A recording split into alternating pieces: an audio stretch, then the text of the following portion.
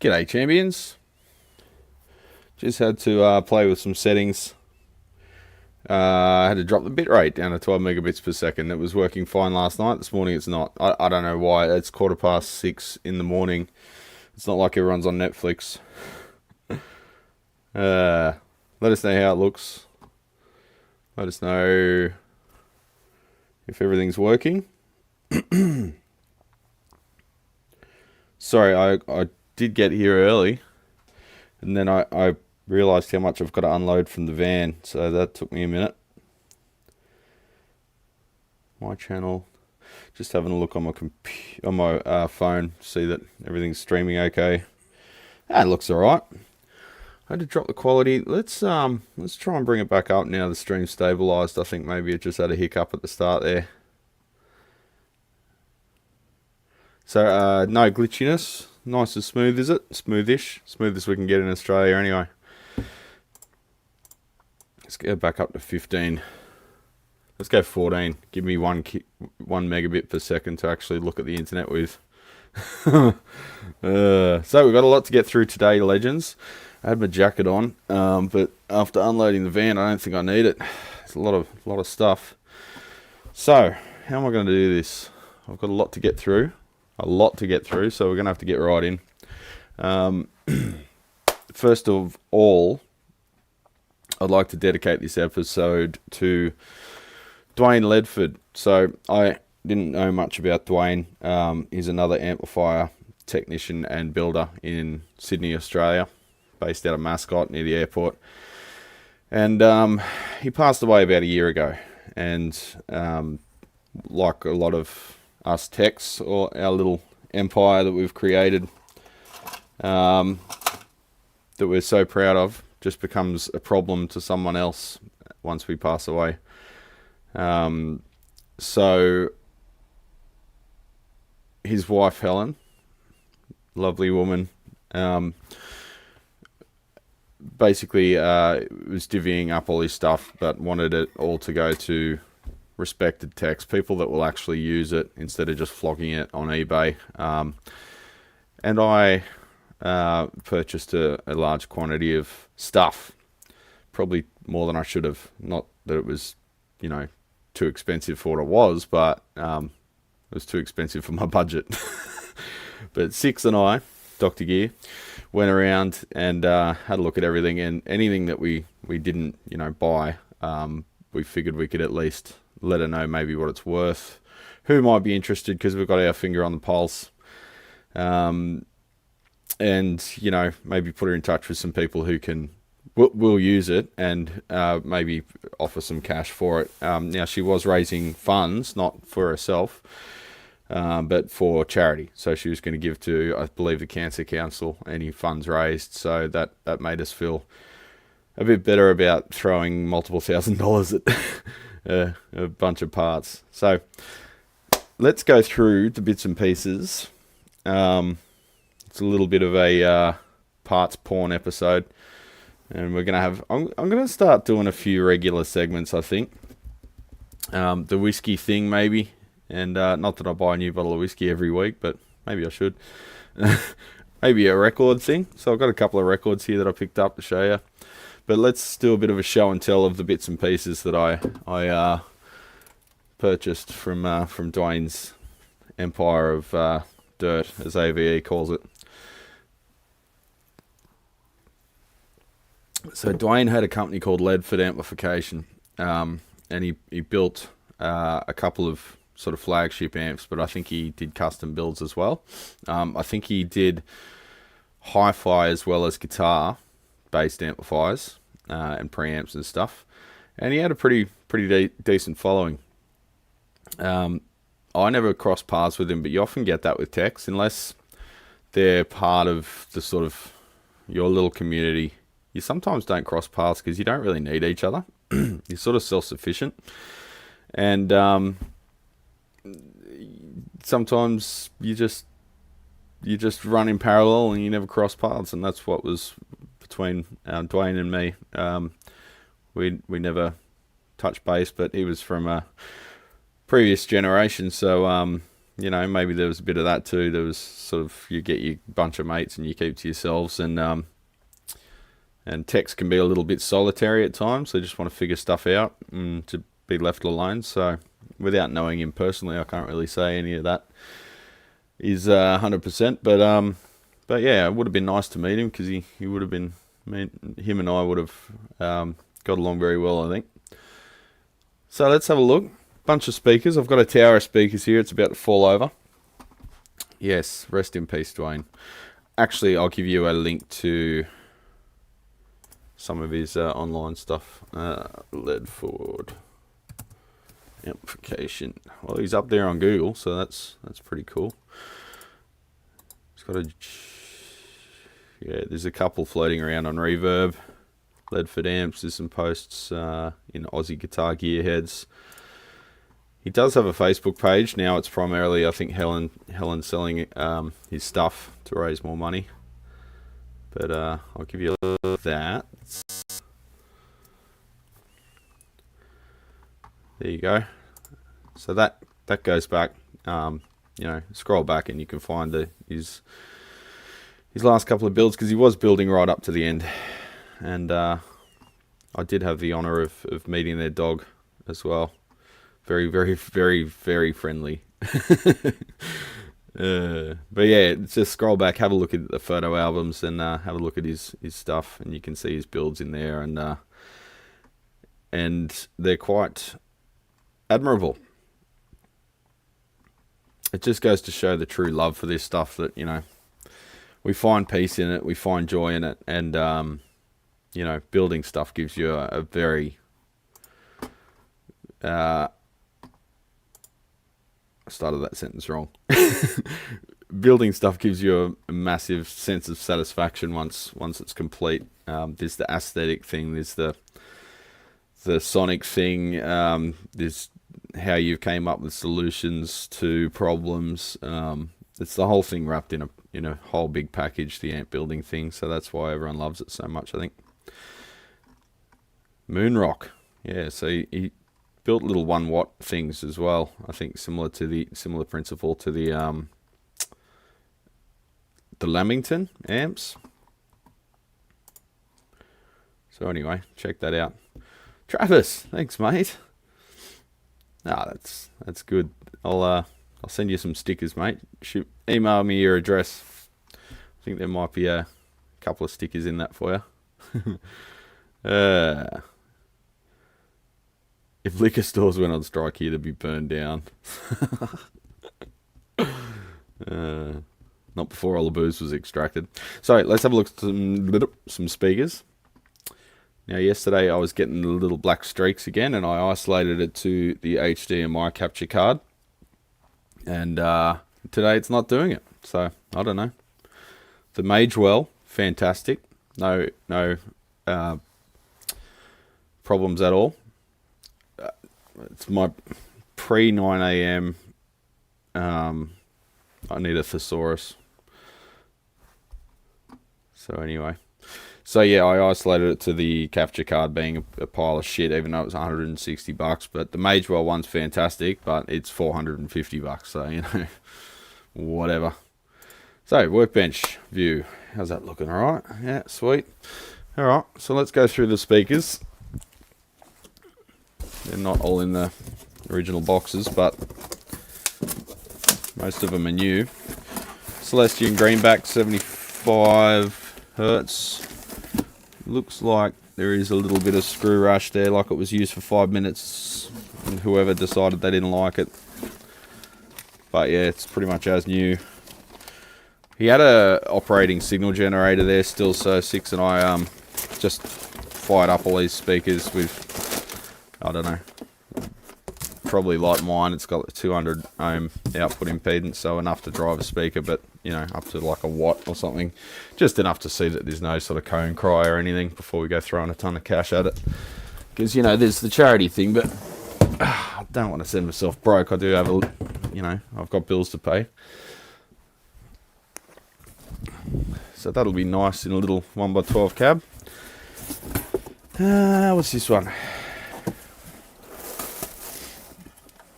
It's a Red Coat, the Wizard. It's, as far as I can tell, unused. No screw rash. Still in the original box. This will be good to just do a bunch of cabs for people to just try a few, like taste test speakers, you know.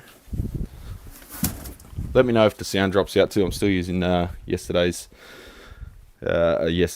week's batteries. I think we only get like 3-4 hours out of them. This one's used, but tested okay. It's an MOD. That'll just be good for, you know, if someone's blown a speaker and budget's an issue. I'll say, you can have this one for $60 or something. Had a Wizard at one point. Pretty cool sounding speaker. That's a good sleeper speaker. Yeah. It's going to be a bit of fun to try them all out, I think. Maybe we should do a comparison. No, I'm getting ahead of myself. As if I got time to do that.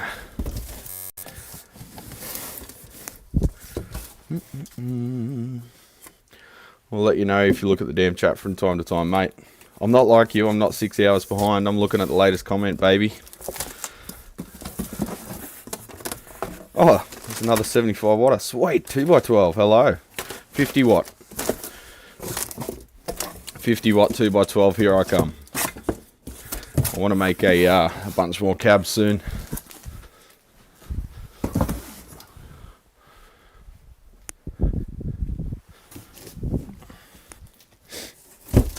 Alright. I think one of them we taped back up again because Six dropped it. Because he's a fucking clumsy fuck. The bottom fell out of the box. And of course the speaker bang straight onto the ground. I looked at him and said, well, looks like you bought that one. That's alright. There's still no cone cry. It's just got a, you can see there, deformation to the edge of the basket there, but I'll probably clamp that to the bench and put a clamp on that and just gently bend it back to how it was, and there's probably nothing wrong with it. Red coat the governor, so that has been used. It was just like a shed that he worked in, and like all sheds, you get a bit of leaf matter and stuff coming in under the tiles and whatever. So it wasn't the cleanest of workshops, but it was a pretty cozy little joint. Been a nice place to just disappear into lockdowns into your projects, you know, back 3 years ago. Jensen, brand new Jet Series Alnico Special Edition. That is the P12100 8-ohmer. Big bastard. So that was a pretty good buy. They go for quite a bit. Uh-oh, is that German cockroaches? They're all dead, but I might give that box a bit of a spray. So that one's a newie. That's worth it, that one. Worth hanging on to. And one more. This is partially to show Laura because I was talking about this, and show Dad because I didn't run through the whole lot. I didn't have time to talk yesterday. And another red coat. That's a private jack, and that's brand new in the box with the original packaging. So, oh no, that's an EV box. Eminence private jack. So, yeah, he might have been just trying a few different drivers out, seeing what works, or having a few for people to try out, because he did build amps to order. So let's work through it. It's just lots of stuff, man. I'll have to vacuum up the dust and stuff afterwards.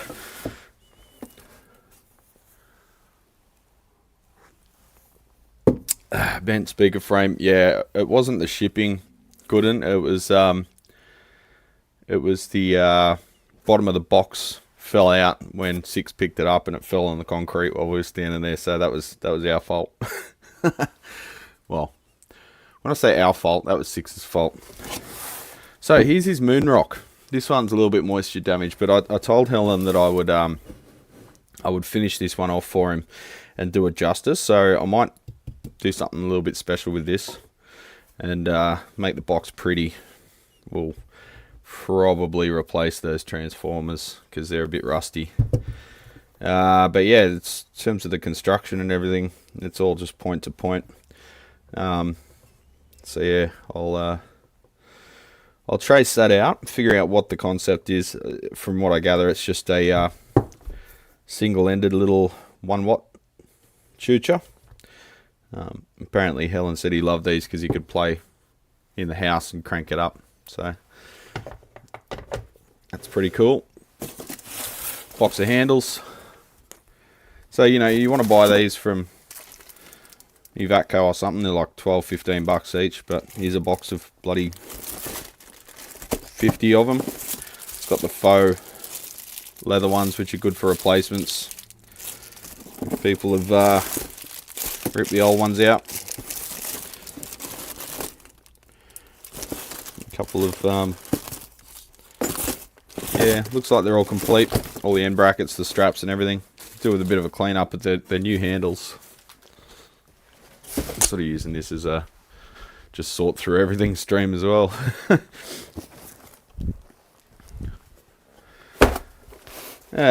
Resist orbs. Got some metal films there. Beischlag, 2%ers. 3 boxes of them, different values. 600 ohm. 1.5k.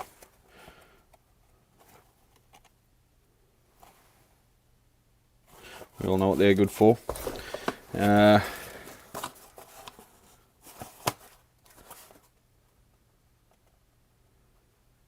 13k. And carbon comp resistors, lots of them. So with a lot of the parts, they probably weren't really worth anything because they're either weird values, more suited to maybe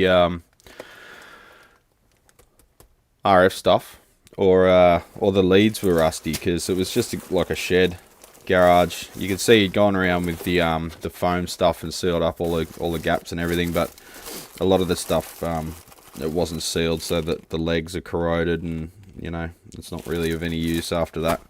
But you got some pretty well sealed packs. Allen Bradley, they're good because they've got the really long leads, so you can reach between turrets, but they're 2.7 meg, so probably not a lot of use.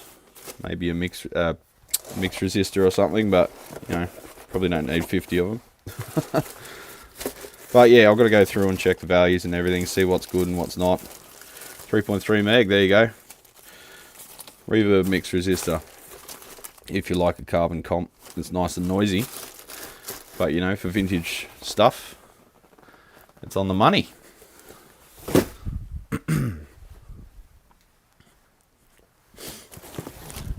JTM 45 transformer set. So I don't know if this was just an upgrade, but these are Drake transformers. So it could have been an upgrade, don't know. I'll have to test them, see if they're any good. Power and output tranny.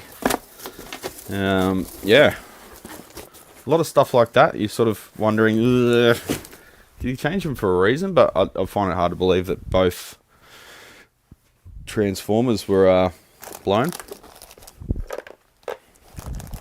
Stuff like this is just almost like, you know, how would you price this stuff these days? Wafer switches. CRL. So Dwayne was American. He was in the USAF, so he probably sourced a lot of these parts in the States. But yeah, made in the USA. Stuff like that. You kind of just can't buy anymore. Not of that quality anyway. And if you did find one, like, how much would that be if you went on DigiKey or Mouser? Like, that'd be like a $300 switch. Like, I don't even know what to use it for, but man, it's a thing of beauty, isn't it? It's a ceramic wafer. How many poles have we got there? We got, so that's a 6-pole 5-throw switch. You sort of, I just couldn't let it go, you know, like, it's amazing piece of gear. Got some just 1 megs. I'm not sure what that symbol is brand wise, but they're all new. They don't seem to be affected by moisture. Bunch of toggles. They're unused. They actually look like they're the sealed type. Oh, someone's just passed by on the way to work. Always cop a beep from the road. Bunch of op amps. There's another tray of chips, probably mainly op amps that Helen found that I got her to put aside for us. A ton of 3/8 stainless nuts. Crazy.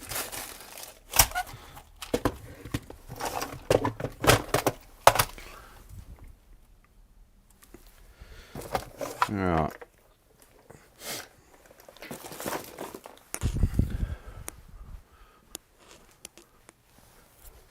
Foot switches.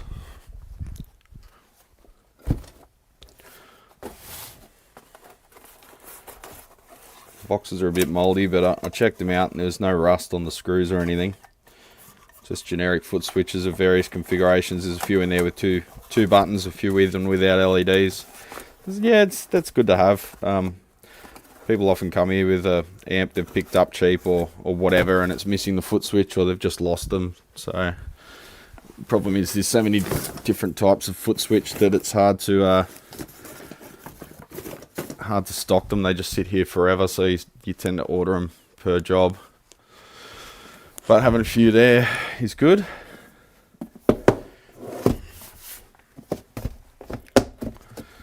Film caps, silver micas as well.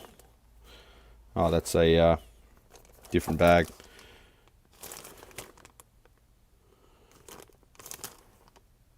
$50 Pico, $240 Pico. I think I had a quick look and there's like 1,240 picofarads, 100 Pico. And they're the good type too, they're CDMs. Yeah, there's a shit ton of 240 CDMs. A couple of Nichicon VX series electros. What's the date code on them? These have a shelf life. 0020, so that's 20th week of year 2000, so they're probably a bit beyond it shelf wise. 22 years. A couple of Panasonics.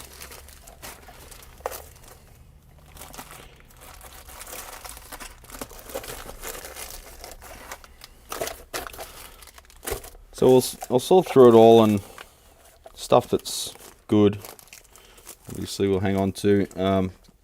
Ceramides, they're good. 150 Pico, 1 kV. They're my preferred cap. Some of this is going to be no good. Like reefer caps, they're fantastic, extra long life caps. 125 degree rated. I've used them from time to time.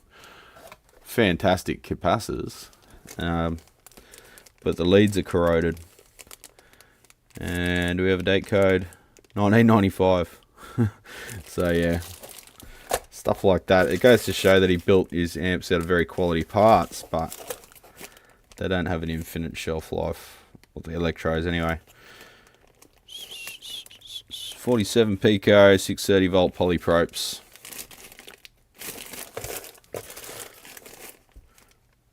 Mallory 150s, 22 nanos, very handy. If the leads aren't corroded, they look okay.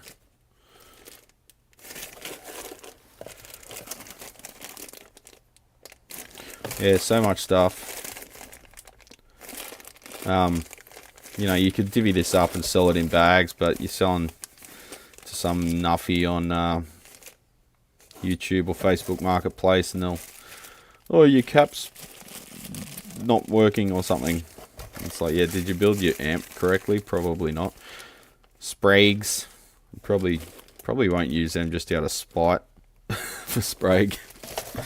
But those leads are pretty corroded there too. There's a few that have been used and they're really corroded, and a few that haven't, and they're probably still okay. I tend to try and avoid using them because they're stupidly large.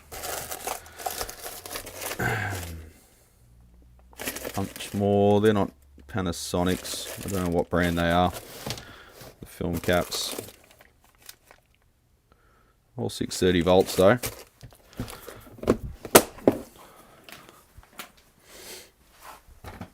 Some of these I might sell as assorted bags, you know. Here's a box of, a bag of 10. Might do a little bit of a garage sale here one day. As a bit of an event. So this box is insanity. Have a look at this. This is a Marshall 68 680 nano 250 volt bypass caps, and there's fucking 1,000 of them. Just like probably literally 1,000 of them. And there's like one in every, that's like 1,000 Marshall amps right there. More 22 nanos, 630 volt.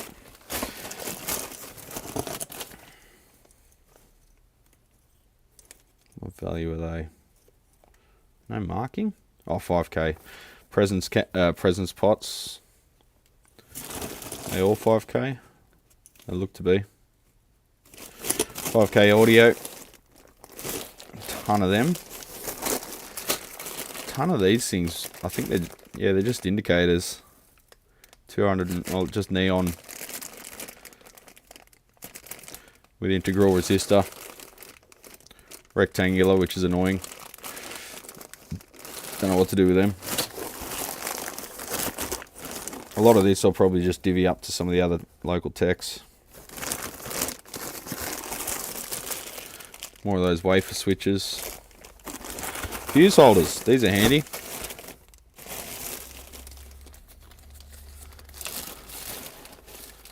On what guitar amp I was auto corrected twice? Oh. Can't you clean the corrosion off the leads? Not really, Rob. Once it's broken through the plating, here's a good example. Once it's broken through the plating, it's exposed to base metal, so nothing you can really do about that. Except find one that hasn't suffered the same fate. So that's probably been handled, and the greases in your hand sort of attack the plating. Those fuse holders are pretty handy. Although it's circuit board, so that's a bit annoying. So yeah, a lot of this stuff's probably not really of any use, so that's why we sort of just threw, like, I'm not throwing an individual parts cost. This is insanity. It looks like every one of these has been unsoldered from something. Maybe it just got pre-tinned at the factory, actually. They might have had a solder pot wherever these came from. Rockby Electronics Proprietary Limited, so it must be an Australian company. Otherwise it'd say LL something C, whatever. More film caps, more film caps. 0.68 100 volters as well. A lot of those 240 pico. A lot of those 240 pico silver micas. So yeah, ones like that I'll probably put in bags of 10 or something. More 150 series, 0.1 micro. 150 pico multi-layer ceramics. These are cool. Little Weimer MKS series 22 nanos.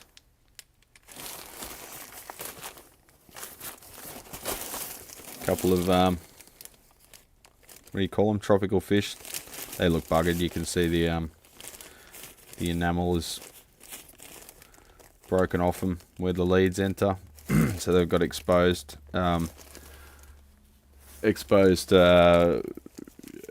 conductors on the ends, so they're no good. Like a lot of vintage fanboys will cream their pants over these old components, but at the end of the day they're really of no use. You got to be realistic about it. 470 pico silver micas. A lot of electrodes. 33 micro, 50 volt. There is a lot of them. 150 degree Samwars. Not sure how to read the date code on that. It's an alphanumeric thing. So I think a lot of this will be just going through and sorting what's useful, what's not, and being realistic about the amount that I'm going to need, because I'm not a hoarder. I try to keep stuff flowing. If it isn't likely to get used, I'll move it on sooner rather than later. Can't be a hoarder these days, lads. You never know when you're going to get evicted.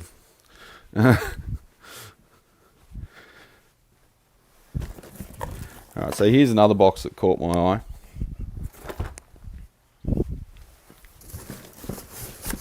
It's a heavy one. I'm a bit worried the base is going to fall out of this one too. Alrighty then. So this one was one that caught my eye as soon as I saw it. Oh, that's my mic lead, forget that. Transformers. We got a choke there off a twin 194B T-nuts, anodized aluminium knobs.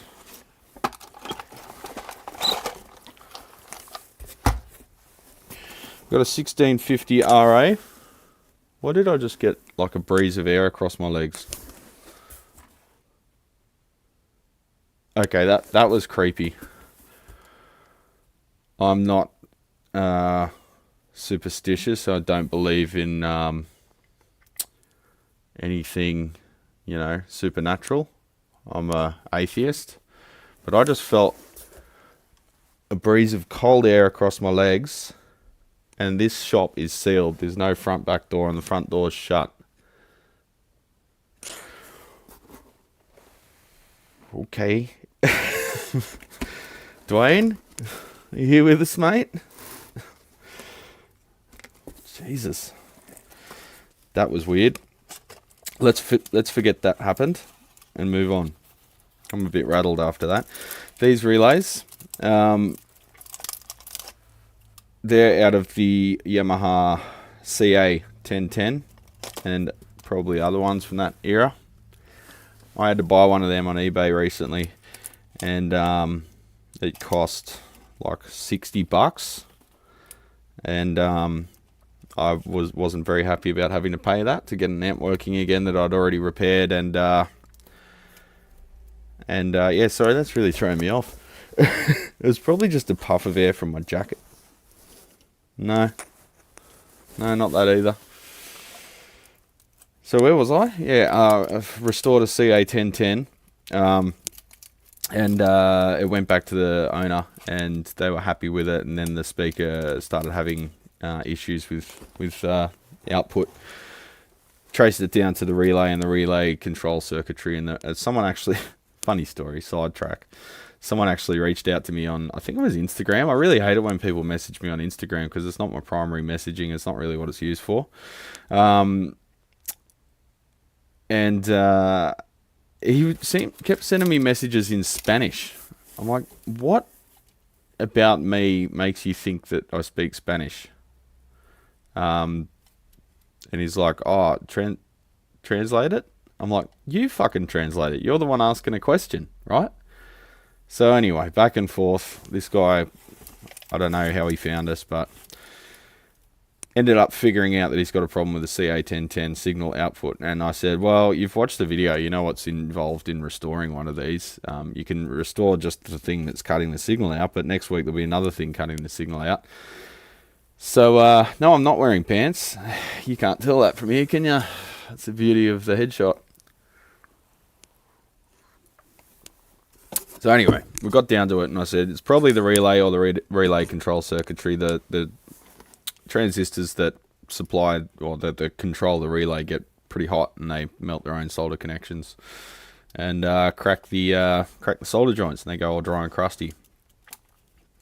So anyway, yeah, I ended up having to use Google Translate to figure out what the fuck he was talking about. And then he said, have you got a service manual? I said, it's the first result on Google. You Google CA10 Yamaha, not even Yamaha. You Google CA1010 service manual, and it's literally the first result or second result on Google is Electro Tenure, and it's a link to God bless Electro Tenure. What a website! I don't know how it's still live. No one's taken it down. And you get the full service manual. So I don't know. These people that just can't Google. I don't know what goes through their head when they think, let's message Brad instead of just Googling a problem. Like, what? Anyway, so yeah, they're out of the CA1010 and probably others as well from Yamaha, because they tended, Yamaha being Yamaha, would have used the same part in multiple products. So they're good. Full pack of them. We've got a 372HX from Hammond. A lot of Hammond stuff. He's a man after my own heart. Hammond user. 372HX, a 1760J, which from memory is, I don't know. But actually, that box has been open. Let's check. That's actually what's in there. 1760J, yeah, 35 watt with 4K primary. I'll put that to good use. All of this is going to go into amps. I'm not going to sell this stuff. 1760H, that's the deluxe, is it? Deluxe one. 290BEX, again, deluxe. So there's a deluxe right there. Combine that with a reverb tranny and a, well, there's one. Combine that with a reverb tranny and, yeah, that's a classic tone. Actually, that's multiple impedances, so you could use that. That's probably the ones he was using on the Moon Rocks. And a choke, not that choke, but another choke, and you've got a deluxe reverb. Bunch of prototyping boards. They're smaller than usual turrets. So I think Dad's got some of them. The little mini turrets. So that'd be great for little prototype boards or just like one-off projects. That actually fits my turrets that you get from CE, the usual size turrets. That's one of them out of the box there. Out of the bag, sorry. That's like probably 2.5 mil thick. Fiberboard.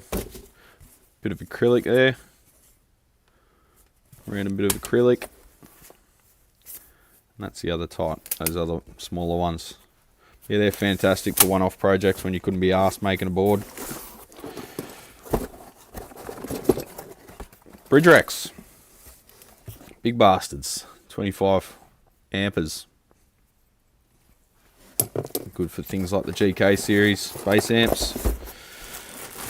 Got a couple of these too. He had tons of them, but I didn't want to take them all because I know some other guys are interested and they'll probably make use of them. They're good for they're the phenolic type sockets. They're good for restoration projects where you don't want it to look different if you've got to replace a valve socket. They're actually pretty good nick. There doesn't appear to be any corrosion on them at all. Might put them in another thing and just keep this as a transformer box. Marshall knobs, various types, always useful. They always go missing or get smashed. Just like me, always going missing or getting smashed.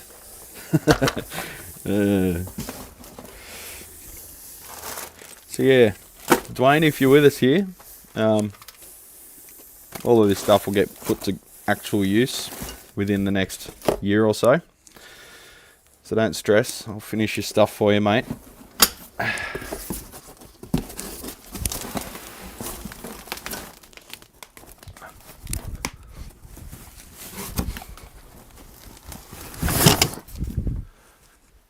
Alright, what else we got?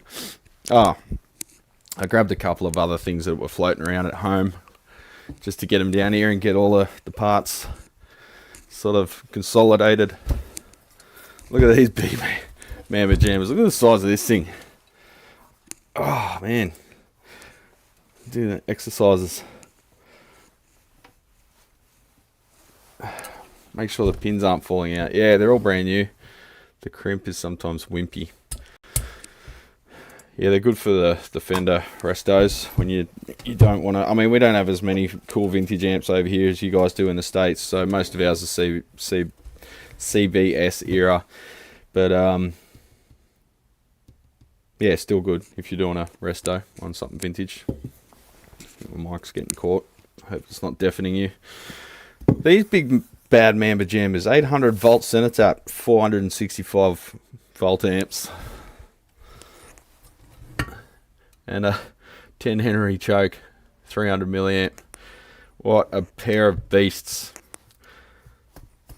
Still don't know quite what to do with these. The only thing letting this one down is the pitiful filament current, which is only 6 amps. So you could run. Oh god, I'm trying to remember the filament current on a KT88. But yeah, you could do something pretty high powered on this, or you could make a ridiculous hi-fi amp of some description. That'd be pretty cool. Or a bass amp. But yeah, he's still talking only about 450 watts. It's good just for the gym workout.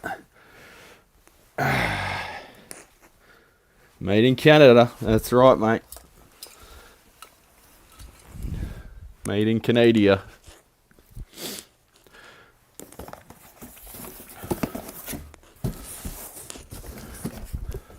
So onto this lot.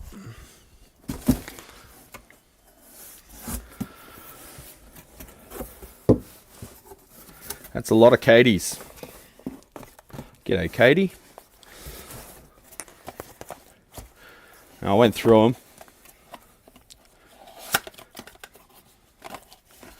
There's two that have lost vacuum, unfortunately, but they can hang from the Christmas tree. They're nice and snowy. Audio Research KT88s. 20 odd. So that's a project for Dad.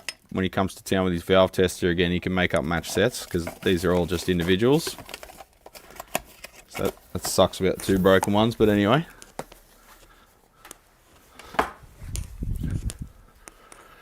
Bugera match, I guess they're matched quads, 6L6s. Handy to have around for budget-oriented stuff. I think Six was saying these were manufactured by Shuguang, however you say it.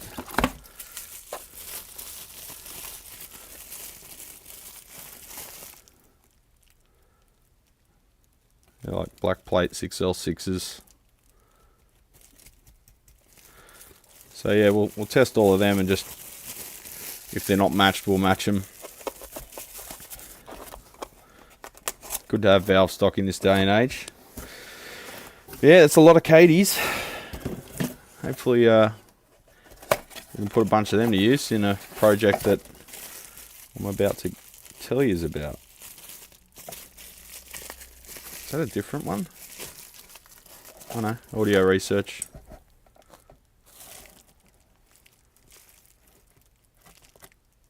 Made in Achana. Alright, so hopefully they're all good. Going to the stockpile. I don't hoard unless we're talking about valves, then I hoard. But you know, they're consumables. So one more thing to check out, or a couple more, and then we'll get into some other stuff. I'm getting really hungry again. Damn it, I didn't eat breakfast. So he started these, and after looking around online a bit, I found that these were the Hoffman Plexi 50 layouts. So, yeah, Shugwang. Right, there you go. Thanks, Six. So, I want to finish these off for him. I've already ordered 2 chassis. Yes, chassis. And I'm going with the Tube Amp Doctor. Was it Tube Amp Doctor? Yeah, the Tube Amp Doctor Plexi head thing. And I'm going to maybe change the front end a little bit and make it a high gain thing. I want to make a couple of heavy rock metal bastards, and do my little take on the Marshall thing, since it's, you know, that's what's in fashion. Just really good solid 50 watt compact heads, and I've already got one of these. I've got another one on back order. So it's basically going to be like a JTM 45 chassis, but I'm going to use the rectifier hull for another capacitor. So you'll have 3 caps, one near the preamp and the other 2 near the output valves. And I didn't want to get the JTM 45 transformer because it's got the 5 volt tap, and that was useless. So this is good because it's just got the HT and the 6.3 volt filaments. That's all you need, you know.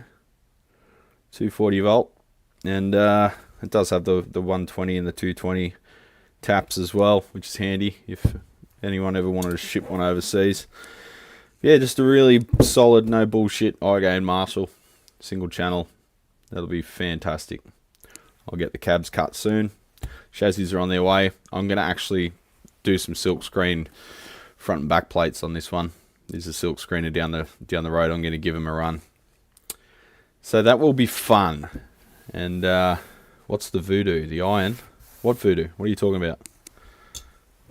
There is no voodoo. It's just electronics.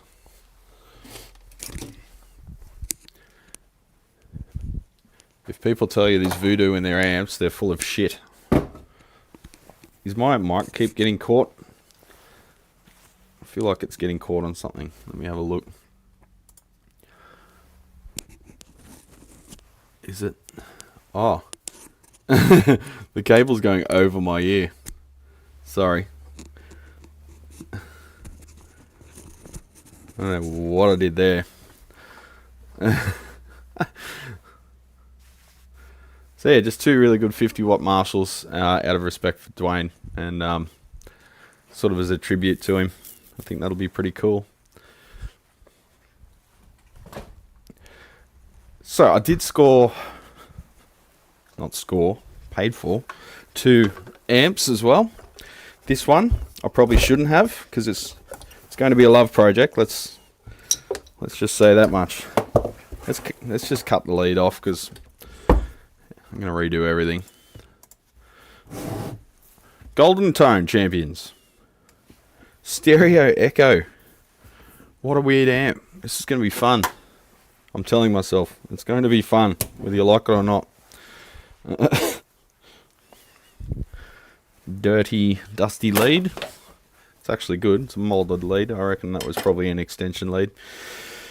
Stereo amp, bros. There's your 2 output transformers. There's your power transformer. Looks like a choke over the other end. Yeah. Aussie made. Faceplate's in good nick, which is half the battle right there. Tremolo. You've got echo channel. Channel 1 echo, channel 2 tremolo. So I don't know if they're fully independent amps by the looks of it. How weird. So I've got to do my research on this one and figure out what it is. It's got some grunge in it. I had a quick look, and I think this will clean up okay. Oh, it's got dog fur. Oh no. Here we go. Allergy time. It's got some cordwood construction, similar to the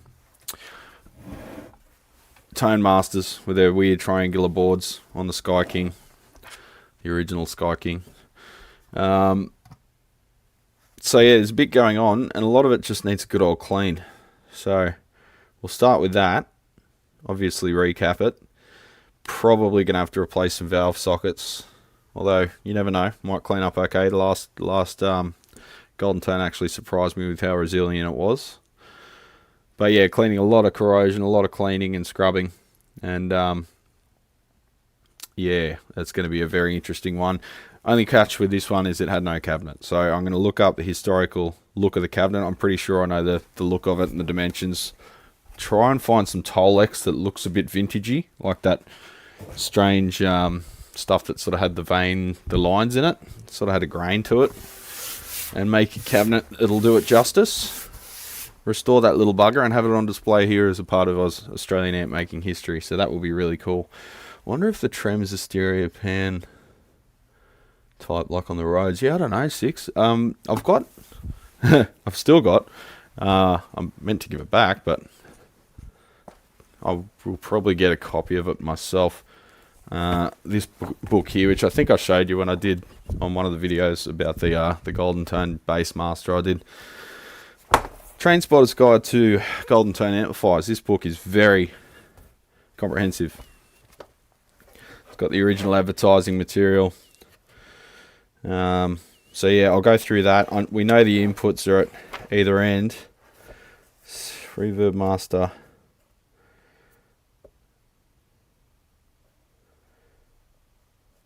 So nothing says anything about stereo, but maybe the name of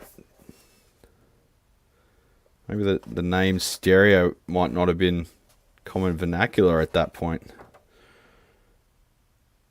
Reverb Master PA. So yeah, I'll have a read through that when I've got some time. And oh, hello, is that it? No. Acoustic curtain. So that's got inputs at either end, an echo channel and tremolo channel. Is that it? Was it a combo? Well, that complicates things. I just wanted to make a head. So it could be 63. The Golden Tone acoustic curtain. That looks like it. The only difference is that one's got a switch for the echo. That one's got a logo there.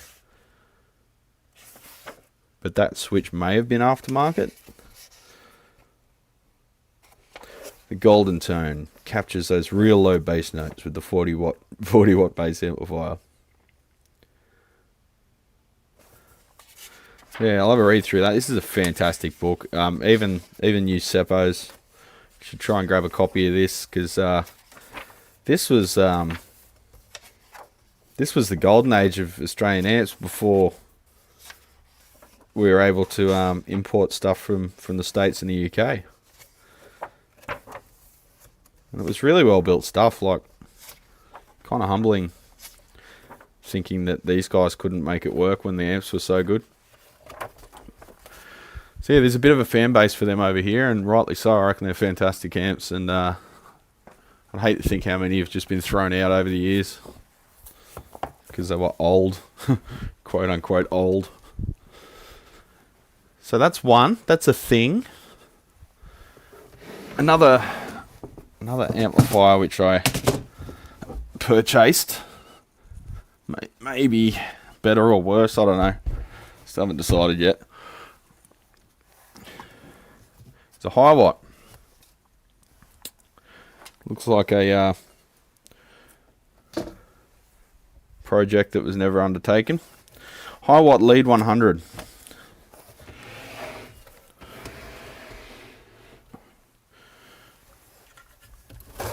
Oh man, those transformers are massive. That's almost the size of that 500 watt I had a second ago.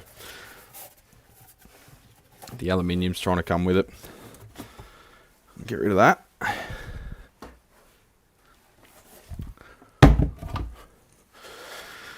High watt. Bit of rust, but we might penetrol that, give it a clean up with the wire brush.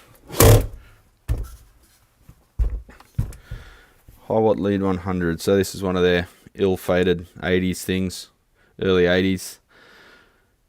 Circuit board, unfortunately, but you know,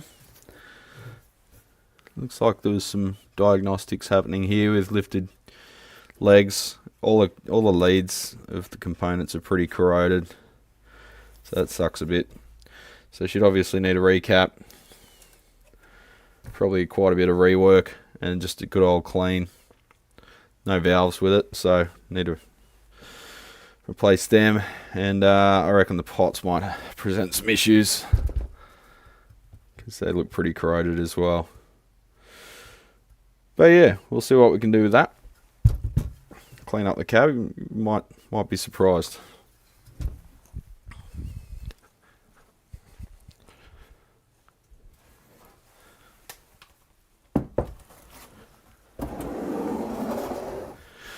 Alright, is there anything else to look at? Or is it intermission time? Well, not intermission, but intermission from amp related stuff anyway.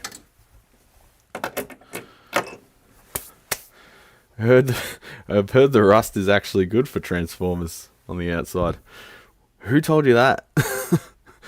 What? Alright. Let's catch up on the Chatty McChat face.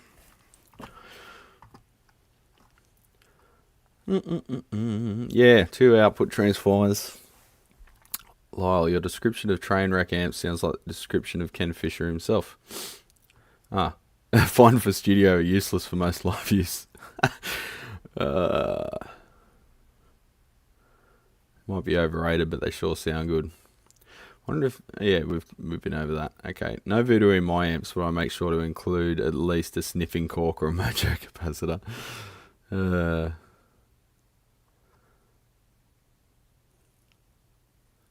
Veiny Tolex, yes. Look for twin or duo. Yeah. They didn't really, I don't think they called anything a twin.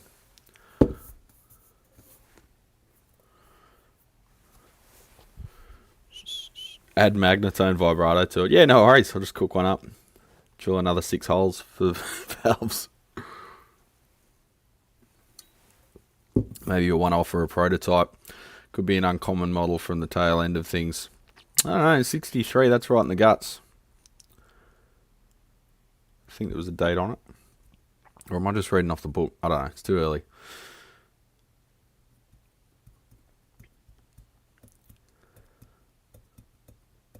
Which amp are you envious of, Rob? Was that the golden tone or the high watt?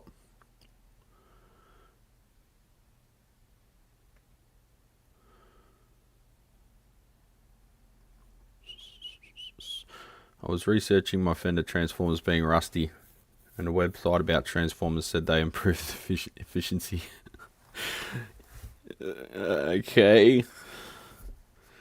Yeah, no, I'd be putting that in the bullshit bin there, mate.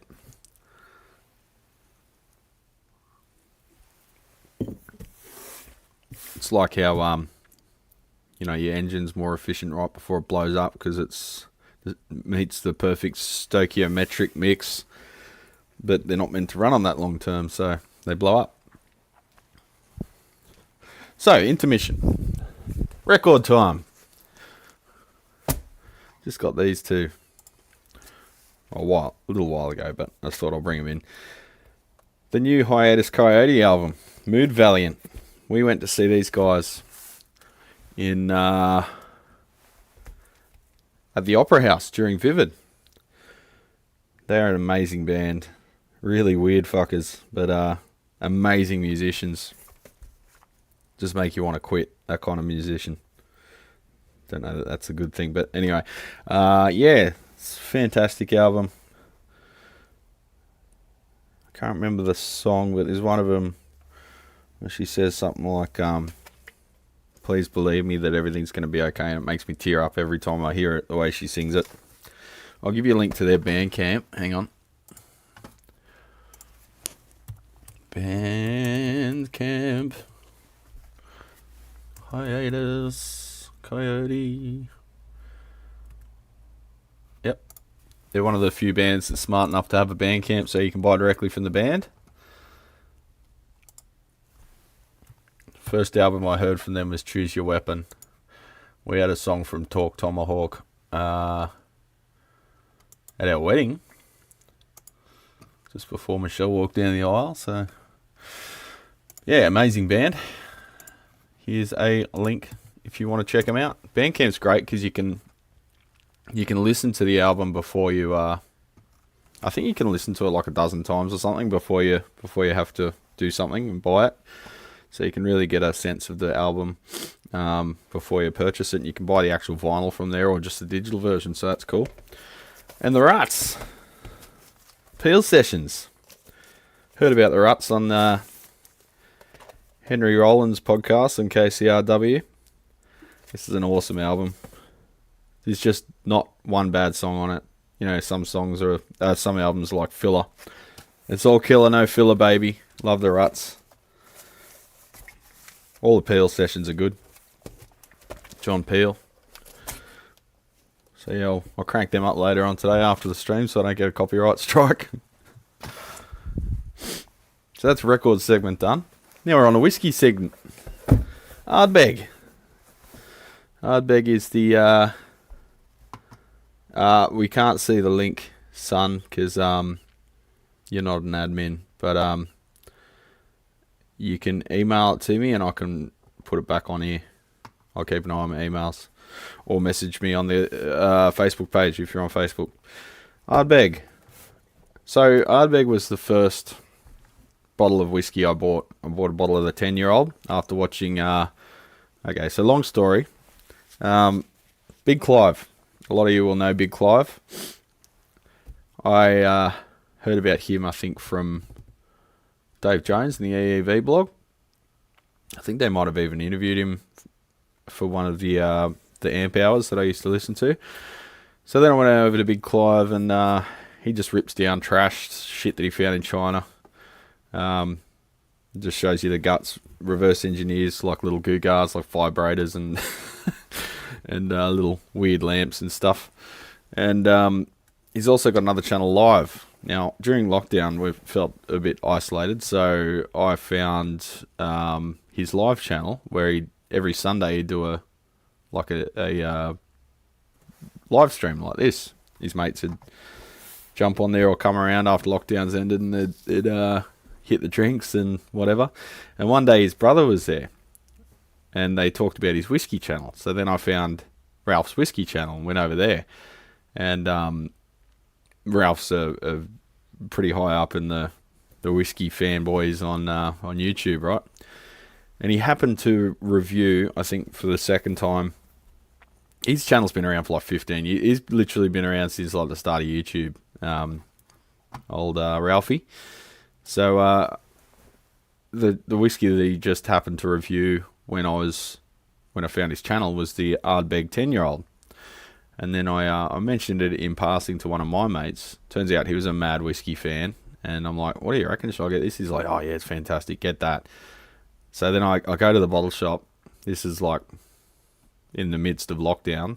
So I think it was even pre-mask times because people go on and on about the masks. At the start, they didn't want everyone using the masks because they didn't have enough for the medical staff. They had to ramp up production before they could let the general public use them. But so yeah, it was like the bottle shop up at Warramoo, and they were the only one I could find that had a bottle of this stuff because it's not your average Johnny Walker, right? It's a bit harder to find. Now I know it's not rare by any, measure, but it's not the stuff you find in the regular corner liquor store, as you suppose call it.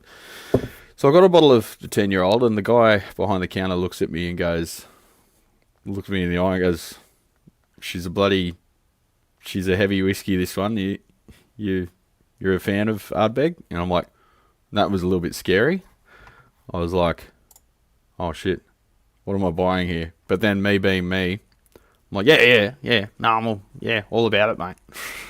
So So I bought the 10-year-old, got it home, and I was a little bit nervous to open it. I'm like, oh shit, what have I purchased here?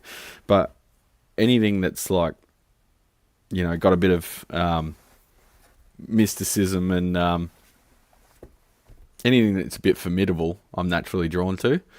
So, you know, like if you're in like Indiana Jones type situation and there was some goblet of like stuff that's like pretty scary, I'll be like, oh yeah, give it a go. So I bought it and tried it and blew my head off. I wasn't a big whiskey drinker at all before that. I was just beer only, not really spirits at all, to be honest. Because I thought it was all shit, but all I'd tasted was like Johnny Walker Scotch, and it was fucking horrible. I preferred bourbons, but I didn't like drinking them straight because all I was drinking was Jim Beam White Label and Jack Daniels. That's all I thought, you know, was anything. Well, good enough for Lemmy, good enough for me, right? Good enough for Slash, good enough for me. But that's dog shit. It's not representative of the drink at all. And the thing with whiskeys is they're so different that that you can not really even classify them as the same drink, even though they're both Scotch whiskies, you know? They're so different. So starting on Ardbeg 10 as my first bottle that I bought, I naturally sort of gravitated towards the very peaty, smoky whiskies. And this is that. I haven't tried this one yet. I've had the 10-year-old, I've had the Corrie, I've had the Ergadale, but I haven't had this one. Now, Michelle's friend was traveling overseas. And whenever a friend travels overseas, I try and convince them to buy me stuff duty free. And whiskey is fantastic, particularly when it comes in 1 litre bottles, like this one does. 46.6%, 1 litre bottle. And I think this was about $115 duty free. So, yeah, looking forward to having a taste of that. But I might leave that sealed up until Dad and I can have one together, because he shared his Ergadale with me. I'll share that one with him. Dad's a big fan of the smoky ones as well. Laphroaig, yep, Laphroaig's another fantastic one. Hell, people think Pepsi is drinkable, yeah. Pepsi. All I wanted was a Pepsi, and you wouldn't give it to me. Lyle probably doesn't even know what that's from. Nah, he does. He's a kid. He was cognizant of the 80s. So I think we better get to some work legends. Excuse me, I'll just blow my nose. It's the beauty of the mute button. So, we've got some stuff to get through. ST, that's right. YBA. It's good to see Psycho Myko still healthy and fit and bloody straight edge. You notice all the straight edge punks are still fit and healthy. And all the self-destructive punks are all dead. All the skateboarders, no suicidal tendencies. Yes. You're a skateboarder, mate. Legend. I'm a Highland single malt fan. Don't care for the smoky peaty stuff. I like the Highlands too. I like everything's got its own character. I don't like one or the other. I mean, like, over the other. They both can be fantastic and they both can be really shit. I've never had an Ardbeg that's not good. But the thing with Ardbeg is they're really good at marketing and they charge a premium as a result, because they're really good at marketing. So that sucks a bit. Try Lag 16. I loved Lag 16. That was actually the second smoky whiskey that I bought, Richard. The problem is the price has gone through the roof. The first bottle I bought was about $115 for the 16-year-old, and at the time the 8-year-old was about, I don't know, $85, and the 5-year-old, not the 5-year-old, the 8-year-old, yeah, sorry, I'm thinking Wee Beastie, the Ardbeg, Yeah, it was about $80 for the 8-year-old and about 115 or something, 120 for the 16. The 16-year-old has gone up by $100 a bottle. It's almost doubled in value since 2020. So they can suck me off. I'm not buying Lagavulin at 16 ever again until they price it more reasonably. I suppose it's a 16-year-old whiskey. Like, they probably, why do we charge this much when that's the same price as a 10-year-old?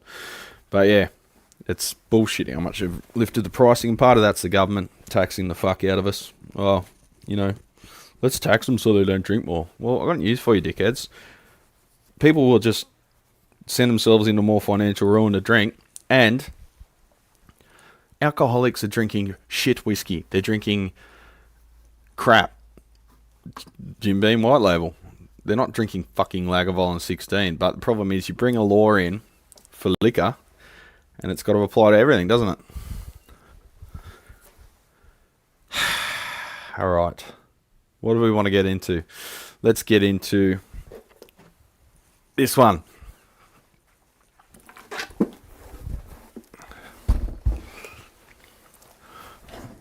Bum, bum, bum. Lazy J. Speaking... Oh, excuse me. I'm just about to make a funny joke and then I have a hiccup. Just give me a second. I need a good old burp or something.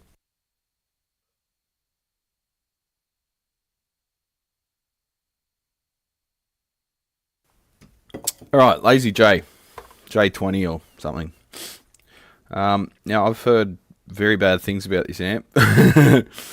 I remember way back in the days of Lyle being on Facebook, not YouTube, back when Facebook was a thing. He pretty much eviscerated one that was very, very poorly built. So hopefully this is a bit of a later model. Hopefully in that time he's learned how to make amps. So this thing, speaking of smoky, it smells like it's been on fire. That's always good. So let's crack her open and have a look. So it's using an off-the-shelf chassis, like you find from CE Distribution, Tube Depot, you name it. I think even Sumac does them. It's got a very thin plating, and you can actually see the linishing marks in there. So that's not great. It's not like a charming look either. It's on an angle, and you can see it's probably just a pretty cheap chassis. Now, instead of the ground, there's a knob. So that implies that, well, you know, why would it have a ground switch in this day and age, right? It does because it's a vintage chassis. Well, it's a reproduction chassis.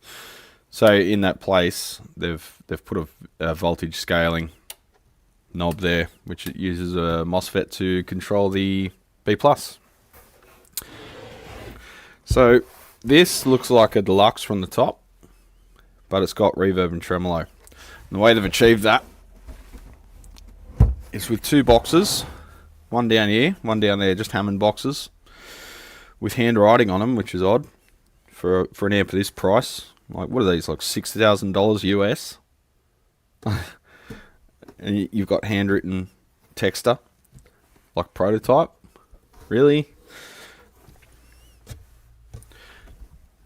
Alright, so let's... I might have to take the bottom cover off too, just to get a bit of access, to get a good look inside the thing.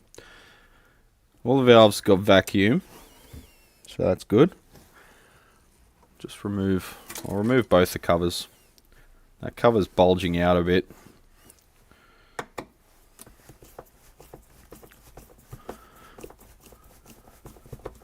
Rocky, yeah, Rocky's a fantastic player, Scotty.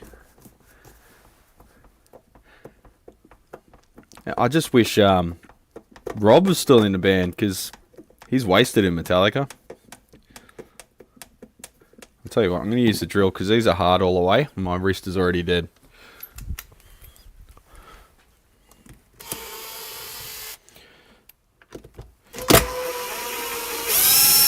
I saw Suicidals at the first Soundwave gig. Might have been the second one actually, in Sydney. I saw him at the Metro in Sydney.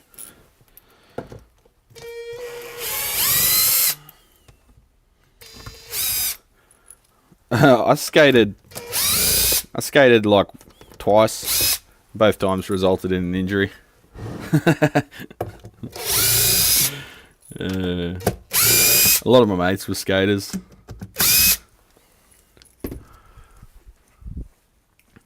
Or surfers.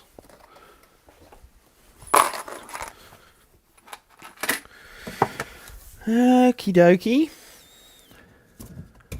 Oh. It's good, isn't it? The old lead, earth lead, just soldered to the foil. So you remove the cover and I'll repair that. Yeah, so the inside just had a wire soldered to a blob of solder on the... I guess that's because they're trying to stop the back from rattling, so they don't want to put the copper against the chassis to connect it. They actually want to run a wire and then put this foam tape, this like Raven foam tape in between, which is probably why the thing's bulging out. You could have just put foil over the Raven tape. That would have done the job without having to run a wire. Anyway, see you, Gooden. Have a good one, man. Show me your junk. Yeah. If your wife's got plans for you, mate, that's good. It's Friday night. Get out there. Get out there, mate. Alright, so looking at this, it's pretty much your average eyelet construction. I'm not sure where the $7 or $8 Australian $1,000 is going. Now these caps, they just look like Mallory's or something. But what they've done is they've unwrapped and then cut it. So now you can't see the magical values, like none of us have a fucking multimeter.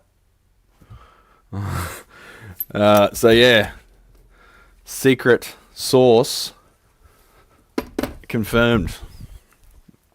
Now these builders that hide their values and shit, it's not because they're geniuses and they're trying to protect their secrets. It's just they're trying to cover the fact that they're charging $8,000 for a fucking 5v3 clone.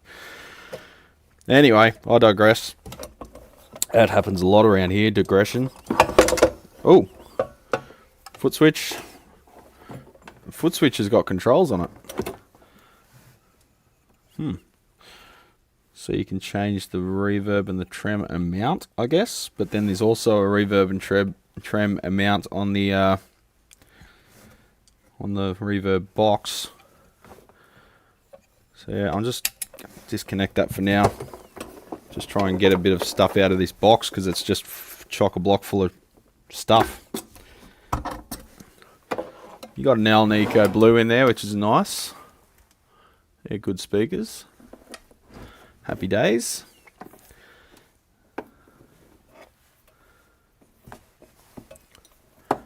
Alright, so we've got two boxes down here. The one over here, because you can't fit this shit into a standard chassis, and he doesn't want to make his own chassis, he just wants to buy stuff off the shelf and charge $5 million for it. He's put these two Hammond boxes down there. So that one is a tremolo, valve driven. You'd think you put a shield on the valve too, wouldn't you? But maybe that's been lost. Not to shield it because it's only an oscillator, but to protect it from throwing the cables and the foot switch and everything in the back. You could easily take the nipple off the top of that valve and lose vacuum in that valve. And the reverb down here has two valves. Let's see if we can zoom in on that one. Common auto exposure. Do your job. It's got two valves poking towards the front of the cabinet. And little reverb driver tranny there, which is loose. What brand is that? Can't see. Might be a brand on the other side. Actually, all the transformers look to be maybe custom wound because none of them have any markings on it, although the power transformer looks suspiciously like a tube amp doctor one. Got a healthy layer of dust. You've got just a tip ring sleeve, I guess, for the reverb send and return. And that's got to be plugged into that one, not the other two. That's a speaker outlet. What's the other one? Also a speaker outlet. So it goes speaker, speaker, reverb. And then you've got the power supply leading in via a heat shrunk loom, which enters the chassis in that area. And you've got another one over here that enters in that area next to the power input. So the first thing you probably noticed is they're not 6V6s, they're 6L6s. Okay. And the other thing you probably noticed is that's a lot more valves than a 5A3. Now the thing I'm noticing, which you can't because it's not smell-o-vision, is the smell of this fucking thing. So it smells like it's been on fire. And I know from visual cues that the transformer's cooked itself. And I suspect the reason for that is that this is a deluxe 5A3 transformer, and there's a lot more being asked of it than it was designed for. So you can see down here, I've checked it for voltage, that's fine. It wouldn't have recreated voltage overnight, although it can. Capacitors can recover. You can see there's a foamy shmoo that the wires are stuck to. That's come out from the transformer. Gooey, burnt resin. That transformer's toast. It's overheated. Probably because there was way too much current draw on it than it was designed for. And possibly it may not be a 50 Hz compatible transformer as well, which just adds even more load to it. So if this was a 5A3 deluxe with two preamp valves, two 6V6s, and your 5AR4, I wrote this down last night, so that would be drawing a total of 1.5 amps in 6.3 volt heater current. But in its current configuration, it's drawing 3.3 amps because you've got three extra 12A whatevers, and you've got double the current on the 6L6s than a 6V6 would draw. So one of them draws the same amount of heater current as two 6V6s. So you're expecting from the heater current about, more than double what the transformer was likely designed for. Now, if that was a transformer designed for this amplifier, fair enough, it's probably going to be fine, like a Vibrolux or something, but that's a physically larger transformer. This looks even smaller than the transformer that I put on my Deluxe, which is a 290BB something X Hammond. So I reckon that's the wrong transformer. I'm not sure how to go about fitting an oversized transformer to this if it's physically larger, or talk to the customer about possibly at least downgrading these back to 6V6s and rebiasing it to suit. Because as this is designed, I think it's going to burn out whatever transformer we put in it if we put the equivalent transformer back in. So yeah, boutique, yay. I gave the customer the warning that in their past history, this amplifier manufacturer has done some very questionable things. And he was a little bit disappointed in that, but I said, hey, it is what it is. Let's not count our chickens before they hatch. I told him straight away, smelling and looking at the thing, that he's in for a new power transformer, but I said I've got to check the rest of the amp as well, and there may be further issues once that's replaced, which I can't tell you now because the amp's not functional, so it could cost open-ended scale. He said this is an expensive amp, he'd like to get it up and running again. So I said, okay, let's dig in, I'll have a look and I'll get you a price. Rough price for stage 1, stage 2, who knows. And yes, was that Rob that asked that? Yes, this is a computer fan strapped to the side, pointing directly at the power transformer. Let's get it out because it's funny. It's funny. So all we have to do to be a successful and high-end amp manufacturer is somehow get one of your pieces of shit in a well-known guitarist's hands, and then his tech will make it functional, just like I'm about to this one, and make it roadworthy. And then your shitty amplifier gets renowned worldwide. 12AY7 in the first stage. You get to make a lot of money, and everyone gets to bow down to you, regardless of your incompetence. That's what you need to do to make it in this world. Just have confidence. That's all. Alright, so that was a 12AX7 in the mixed stage and phase inverter. 12AX7. I'm just getting these out so I don't break them. In the reverb, brain no worky tremolo. I'll just get my stubby screwdriver. So I'm going to have to take this out to measure the transformer and the clearance and see if we need to upgrade to like a Vibrolux or something transformer, if we can even fit it. So yes, where's that is a computer fan bolted to the side of the chassis with some brackets, and it wouldn't allow much airflow because it's literally blocked by the transformer. It's bolted to the transformer, pointing at the transformer, and blocked by the transformer. Cabinet's nice. It's got that going for it. Hand wired, bro. Yeah, bro. But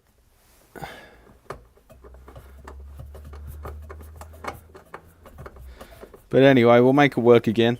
There may be some compromises involved though to make it reliable, because obviously it's not in its stock form because it's here.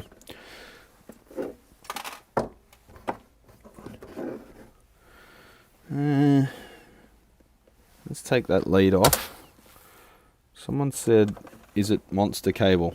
I don't think it's even monster cable. Alright, it's got some Rian. Someone took me to task because I said Reen. Okay, they're not on. Oh, it's molded, you idiot. Alright, so that's an off-the-shelf, just TRS patch lead. Pre-made.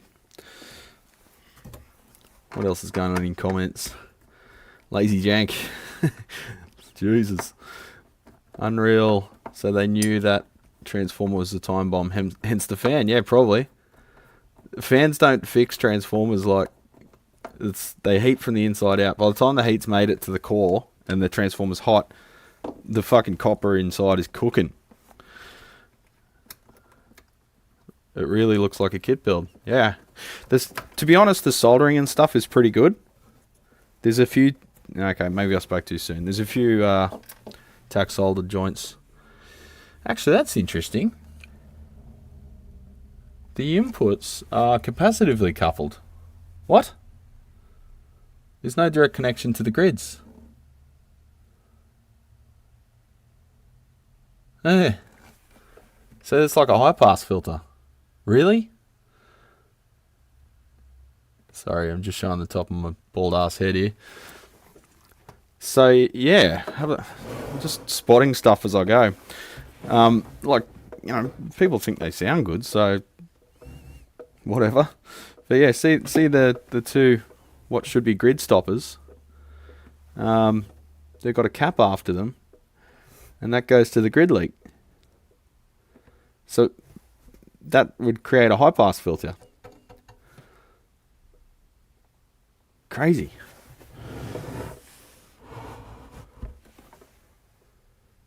Yeah.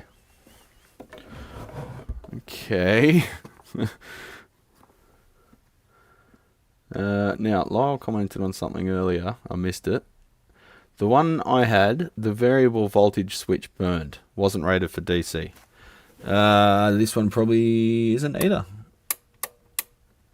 It's a weird switch. I've never seen a switch like that before. A switch pot. Looks like a CTS though. It's just a strange little white box switch down there. See that? That's the VBR switch. When it's full on, it bypasses the circuit. I did check that out. And it's got a MOSFET. Toshiba 2SK2968 as the active element. Might just take a photo with this. I'll just grab my camera, hang on. There's my phone. Shitty Samsung camera. Flagship phone, shit camera. Yeah, just a reiteration, don't buy the Samsung Galaxy S23 for its camera because it's dog shit. It's literally the worst phone camera I've ever used. Should be a recall. In fact, I might go on for that. Give me another fucking phone. And I'm getting the shits at no... okay, that's a 12AX7 in the bottom socket. I'll watch this back later if I need to. And a 12 should be AT. No, 12AY7 reverb driver. 12AY7 on the reverb driver. That's not a current driver. Black RCA facing the rear. Red RCA closest to baffle. Screwed somehow. 2 screws through the entire chassis. Into the side.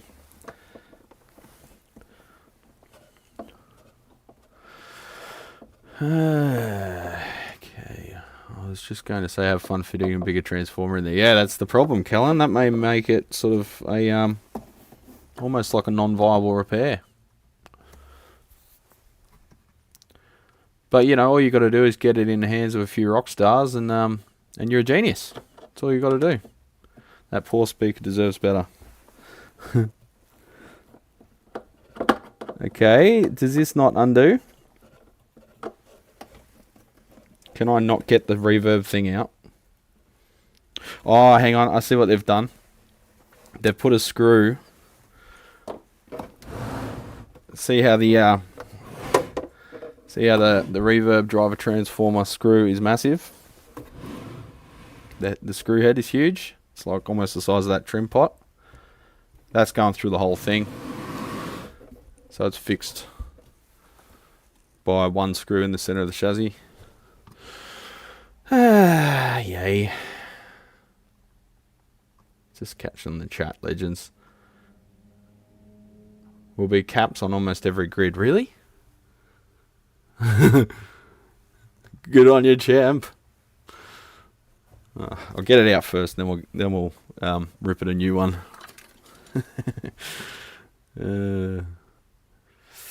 Maybe Fiji Mermaid is better name for a clone.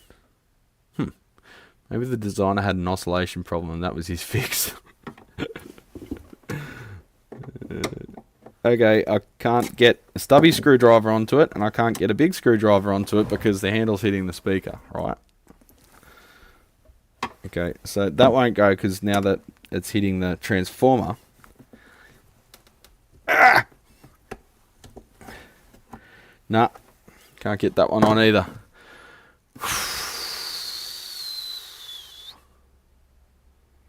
Do I need to remove the speaker to remove the reverb to remove the chassis?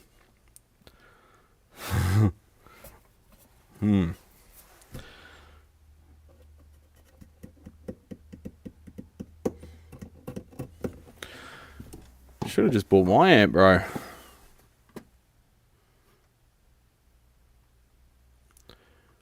The caps are just to keep DC off the grid.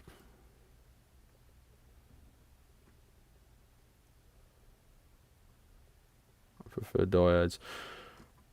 RA driver time. I had the problem with 500 series chassis. Had to use a universal joint adapter. Does that bell not come off? It does, but you got to take the sticker off. I don't want to do that because there's a screw under it.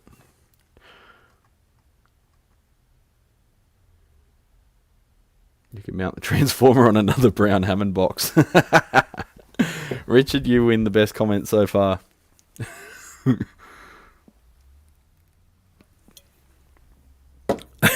I like that. That's funny. That tickled my fancy.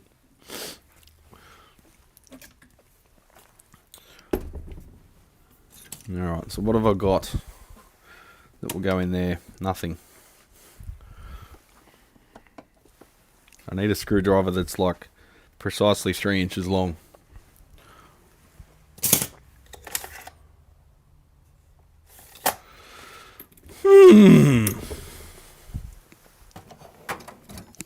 We have the technology.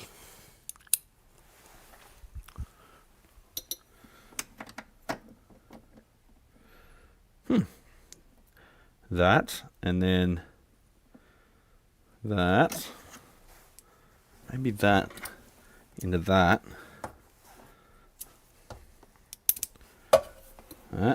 Hey, hey!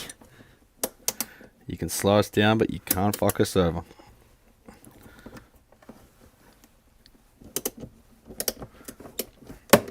Ping! Stuck to the shellac.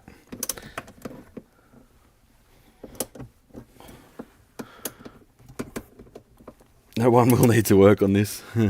When you vary the B+ voltage appears at the grids of the tubes as the tubes rebias themselves. The coupling caps just keeps the DC off the preceding stage. However, that's the input. Literally on the input sockets, Lyle.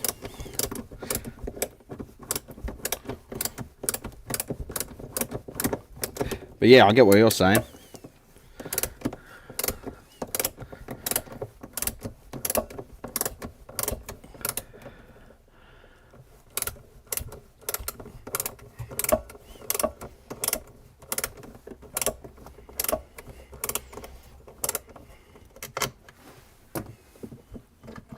Boom.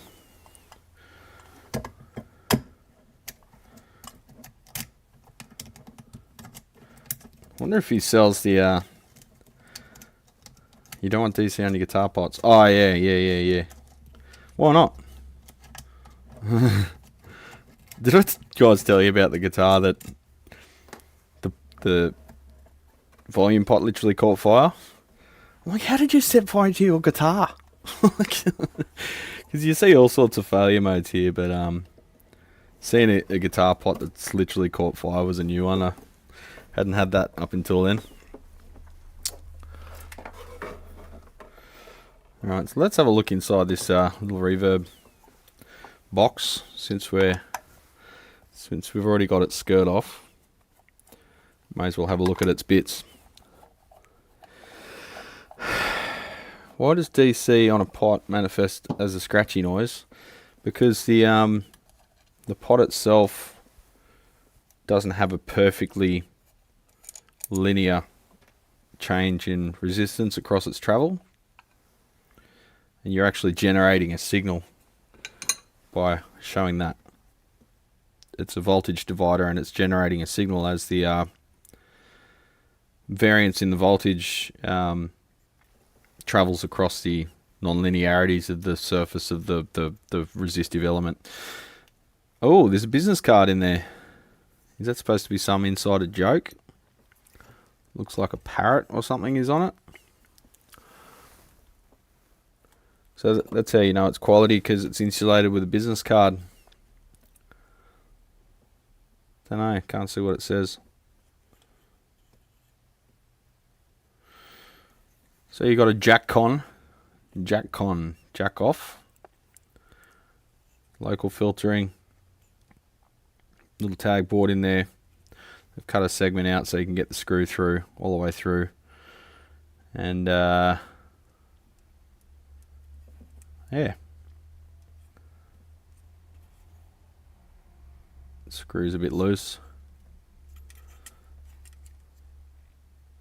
Alpha pots.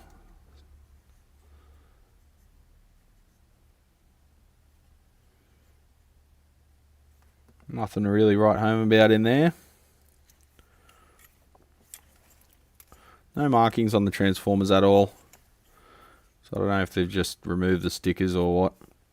Probably secret sauce, boys. Oh, that goes around the other way. The Parrot. It's the original builder. I've never seen anything like this. Says YBA.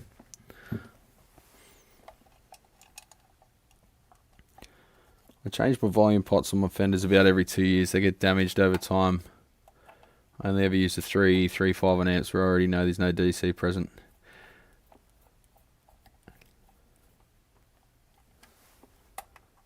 Yeah, because changing pots on a 335 is a real pain in the ass. 22 nanofarad with 1 meg to ground will do everything you need for guitar. Yeah. Okay, so he's done the calcs. Fairy's nuts. Yeah, it's just different. I haven't seen that before. Let's do this so we don't smash the speaker.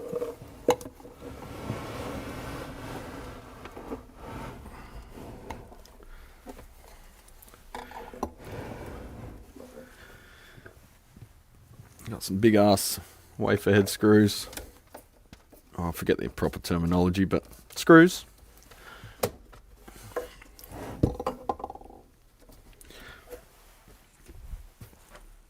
Oh, this thing's clamped on my head. Hang on.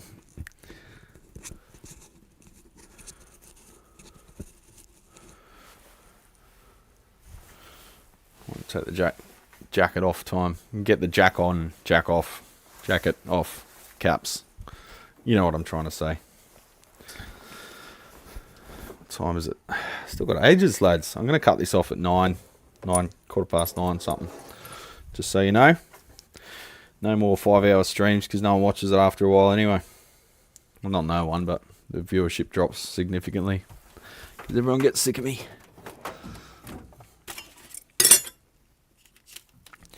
Being Seppo, it's probably 5/16 of an inch, just to be difficult.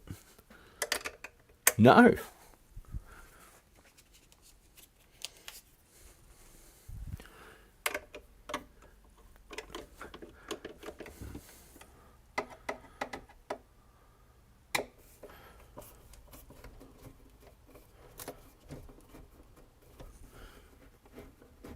Oh, the screw's bent. I'm wondering why it felt weird. That's nice too.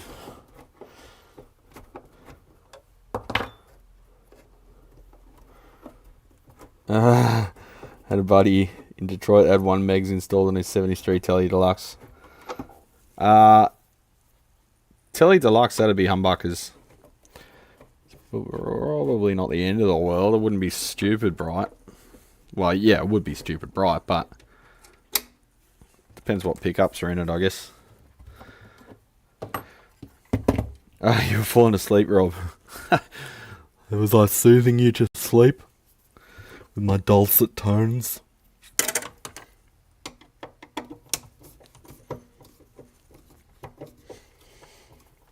Too bright.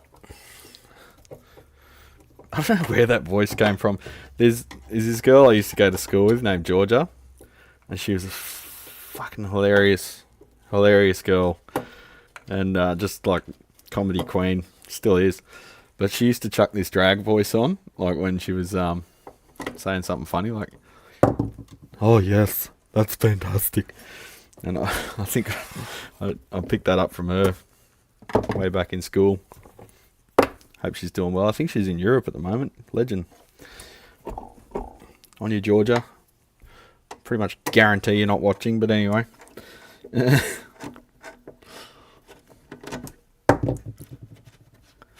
funny the stuff you remember from school. It's funny the stuff you don't remember from school too.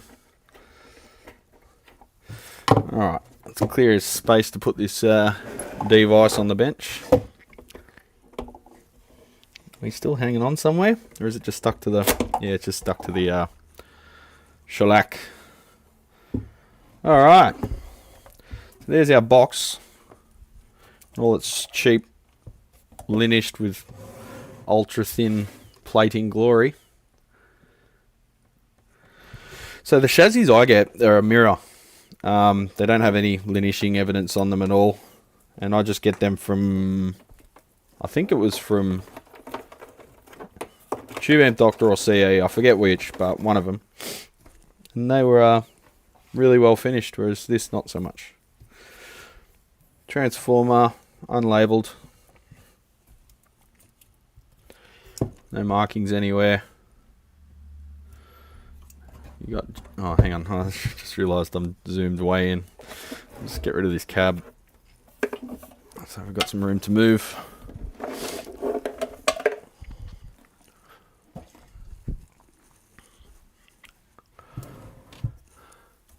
Let's see how many amps we can get through today before I fall over hungry. I'm starting to shake already. I need food. Michelle, bring me food.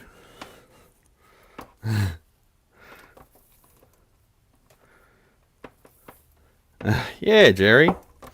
Ignore reviews. I give you guys permission to disregard every single review of electronic or anything really that comes from a commercial outlet, because it's all horse shit. So don't pay any attention to it. That's a lisp. You hate that. Why do you hate a lisp? Can't help the way I speak, Scotty. Here we've got a plug-in 110 volt. No, 220 volt.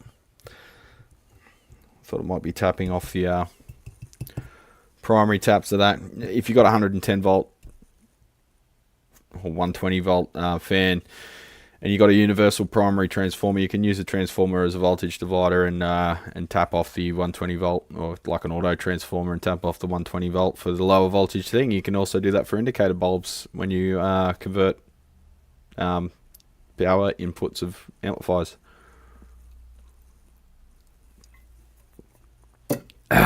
Excuse me. All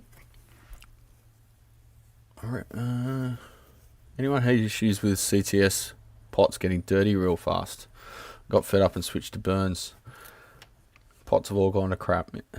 My biggest issue is not getting dirty. It's the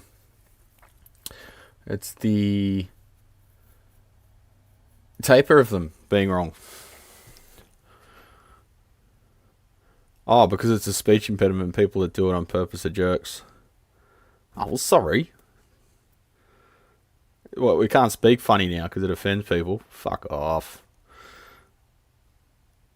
500k and 1 meg audios have nothing below 9. Yeah, that's my biggest issue, that the taper.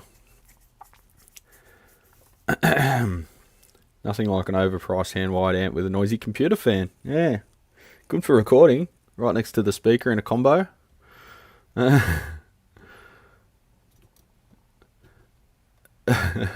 saw a bunch of people on forums saying messes are built like tanks. Mate, they're just coping any way they can, because they won't admit that they've made a bad investment. I got attacked again on my comments around the pickup and bridge design of Mate and guitars. Actually, this is funny. Let's delve into this. I'm kidding. It's because it sounds annoying. Yeah. It's kind of the thing. It's I find it kind of funny. Shell watches all the drag queen stuff, and I don't know. I just think they're entertaining and funny. Whatever. Thoy Scott. Well spelled. Lol. Oh, I've got shit ton of Facebook notifications. What happened? What have I done? Why have I got like 20 notifications on Facebook?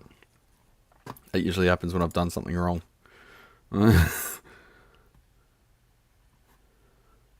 Oh, there's the massive spoon I made. I'll show you this. There's a little story about this as well.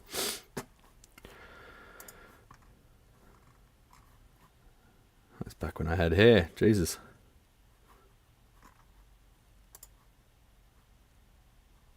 One moment, legends. Sorry, just doing a bit of housework. Oh, it's just 6 commenting like 15 times to something I wrote. I rejoined one of the Valve Amp groups on Facebook because I think I'm mature enough to deal with it now. Have I got the header conversion chart I made still? 6, are you watching? Yes, I do somewhere. Header conversion chart won't help as TSL has been financed. Got an issue with logos. Okay. So it's just a few comments to that. Yes, I rejoined Tube Amplifier Repair and Diagnosis Facebook group. And Robert Hull, the mighty Robert Hull, gave me a welcome post. It said, Brad Webb, Mesa Boogie, question mark. And I wrote back, in a word, mlep. And now that started another argument as to whether Mesa Boogie are good or not. And apparently people like my passive-aggressive Mesa videos, so I'm going to keep doing them. I think word's getting around because people have stopped bringing them. Like, I'll fix them, but, you know.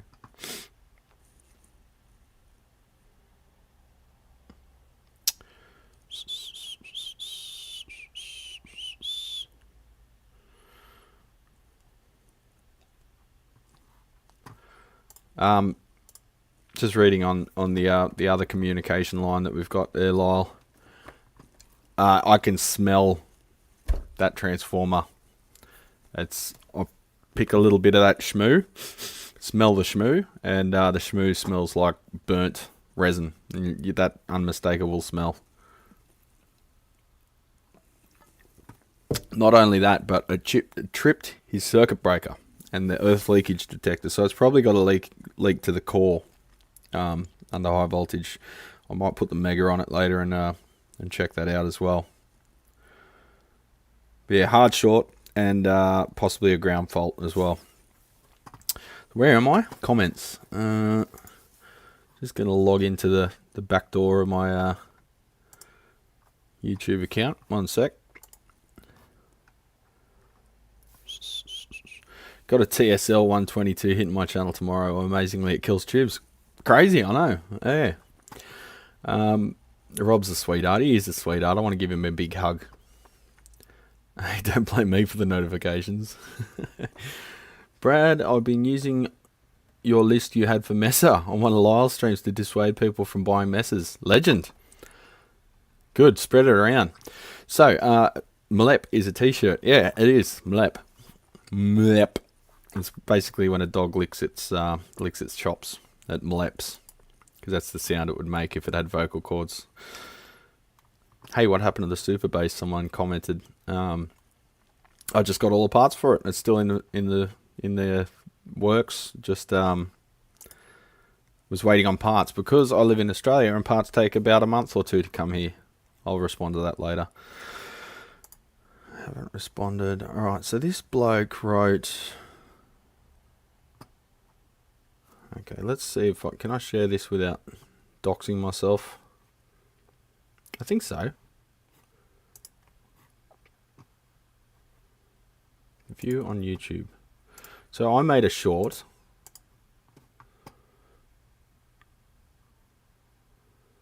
Now, I should be able to show you this. Desk share. So maintenance all have this dumb pickup where they have to remove all the timber from the top there where it needs to be the strongest. All the bridges depart. Even the models that don't have a pickup have the same problem. Just don't buy them, eh? So that's all I said, right? Now the guy commented, where am I? Comments. Oh, shut up. So maintenance all have this. Don't autoplay, you fuck. So there's a bunch of comments saying, I've got a 30-year-old mate and it's been fine. You don't know what you're talking about. Like I'm making this shit up. And then someone else says, I wish I knew that before I bought mine. Looks like there's like several millimeters of perimeter of the bridge glued directly to the finish too. Yep. Thanks, mate. Was about to buy one. I agree it's a poor design, but I haven't found anything that sounds as good plugged in. What would you recommend? And then I recommend a bunch of stuff. Maton is a terrible guitar manufacturer. I've bought 3, and all 3 have had issues with warping. All these comments, right? Owned and played dozens of them. You don't know what you're talking about. So there's 2.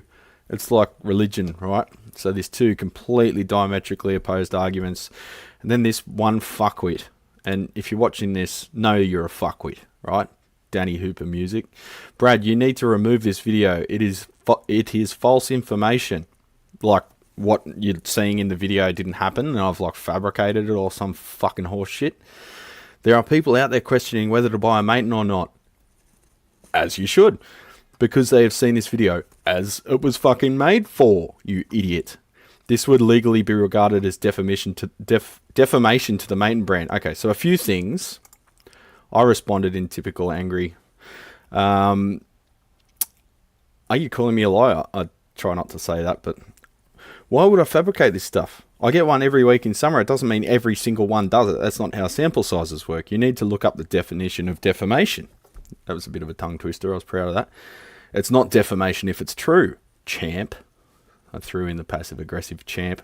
I just looked at my accounts, and literally 55% of the bridge resets performed over the last 4 years, since I got 0 and everything's on account now, were on Maton guitars with this pickup design. That is the definition of a majority. The figures don't lie.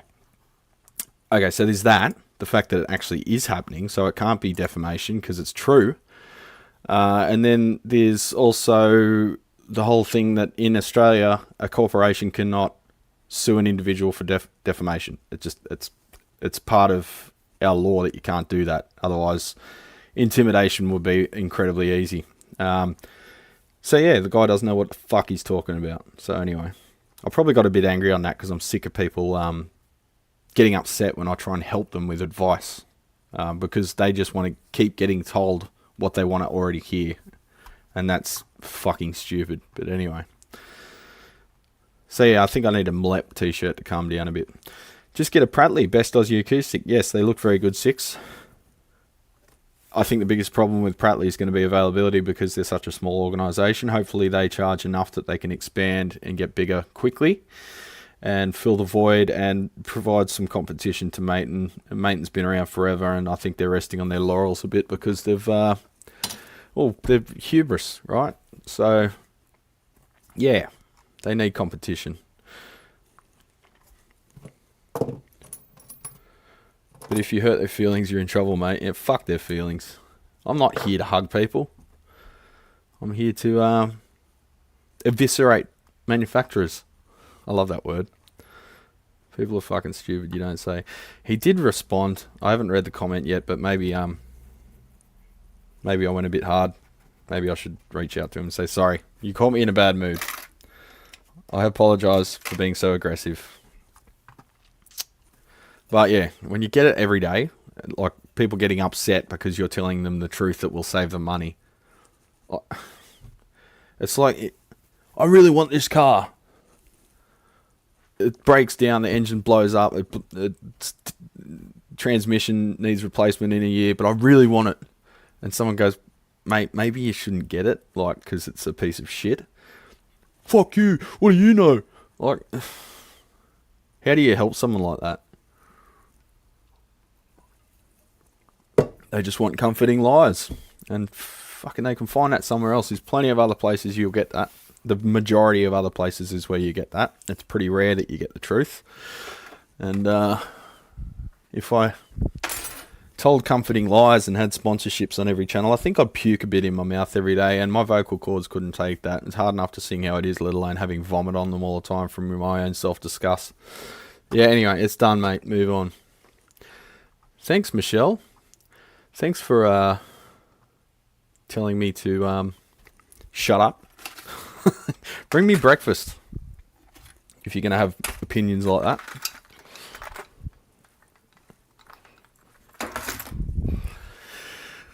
So because Michelle's sick of hearing me complain, and now I feel a bit silly, I'm going to move on to the next amp.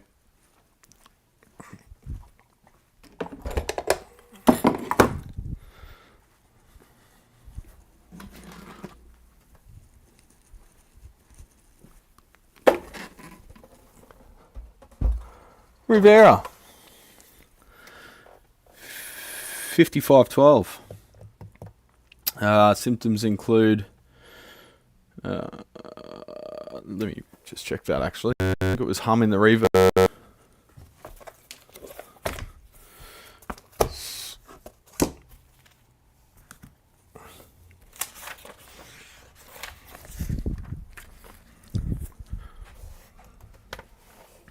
grill cloth's a bit loose.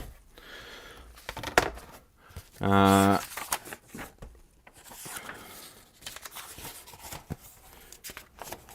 I probably shouldn't swear so much on stream. I might delete this one once I'm done, because I've been swearing a bit.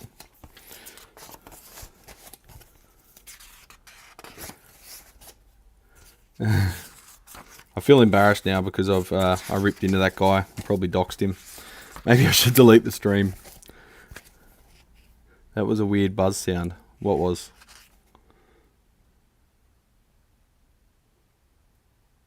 Robot echo? Really?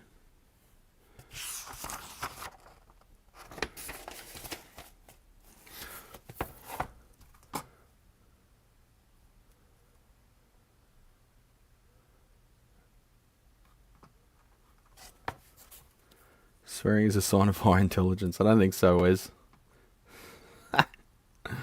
Was the guy a dealer? No.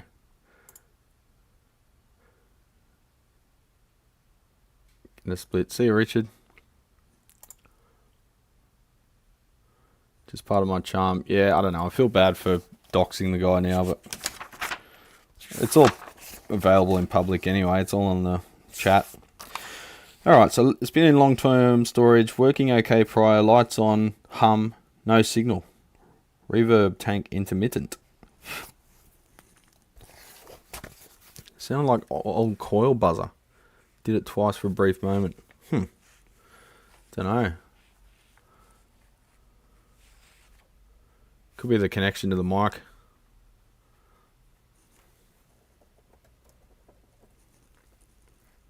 Not sure, legends. Right, so it's a bit loose on the old grill cloth.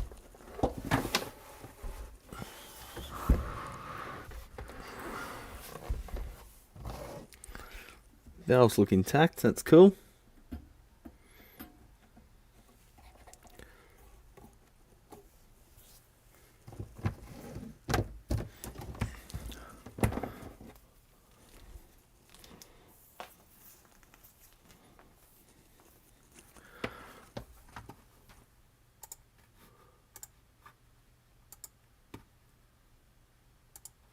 Just one moment, legends.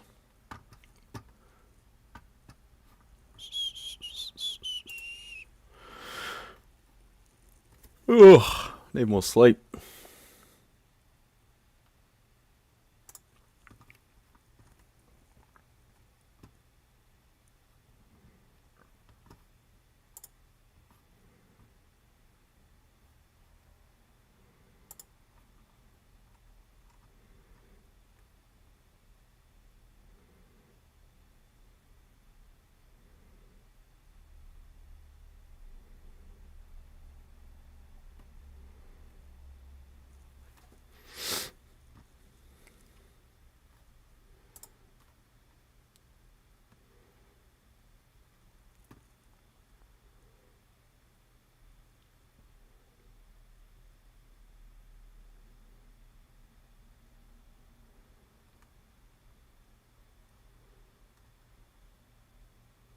Okay, old mate's written me a novel.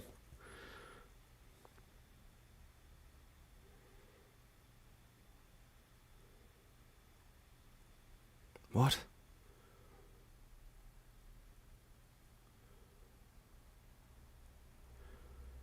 Okay, no, I won't delete the stream because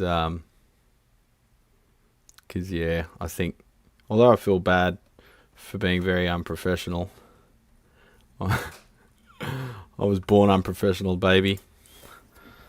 I was born unprofessional. I even used to shit my pants.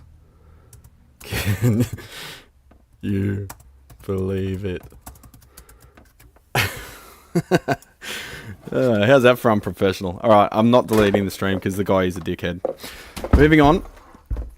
So let's have a quick listen to this. I have had a quick listen myself, and there's no current running away or anything.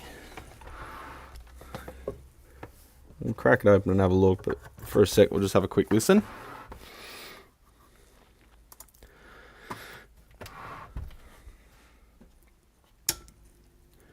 little bit of hum, instantly induced to the speaker, so probably the proximity of the the output and the power transformer right next to each other. You get that on the big jobs. Set everything midway, set reverb, set presence midway, masters down. It's got channel switching, but I think you need a foot switch for it, or a blanking plug.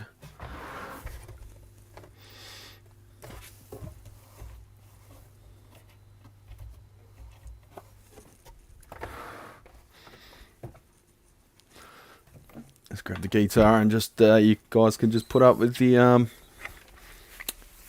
lav mic, whatever you call it.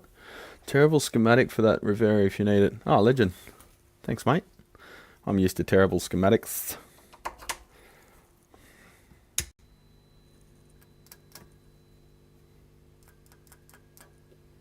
No signal. That's right. And a ring.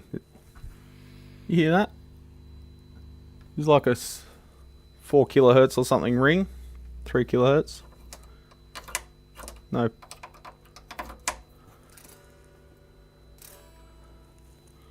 No pop or anything.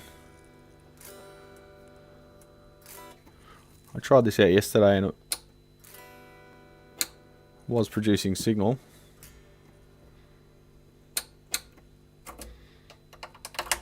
Interesting. Whoop. Alright. So something was trying to produce signal then, but it wasn't as I was turning the knob, so there could be a bad connection inside or something, or a bad valve socket. Who knows? Jim, thanks, mate. Swear jar donation. Yeah, I should start one of them. Look, I don't know. It's life, man, but sometimes I feel like I should be more professional and really likable and stuff, and then you have a bad day and then it all goes out the window. So, I don't know. I think it's better to just be yourself than try and present some kind of on-screen persona. I be myself and then I feel guilty for it later. I hate myself for it. But it's still better than pretending you're someone else, I think. I don't know. That's life, man. Still figuring it all out, aren't we? See you, Rob. Take it easy, champ. Schematic and message. Thanks, mate. Oh, I just hit myself in the nuts with the cord. I always do that. So there was a strange ring. Like maybe caused by a preamp valve or something.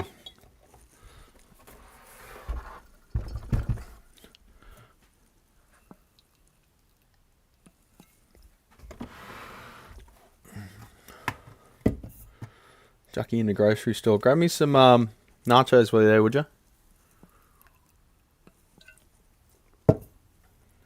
If I presented myself on stream, nobody would ever watch. I don't know. People slow down for car crashes, 6. I have to have a very cultivated personality online. See, I think that's where you're going wrong, mate.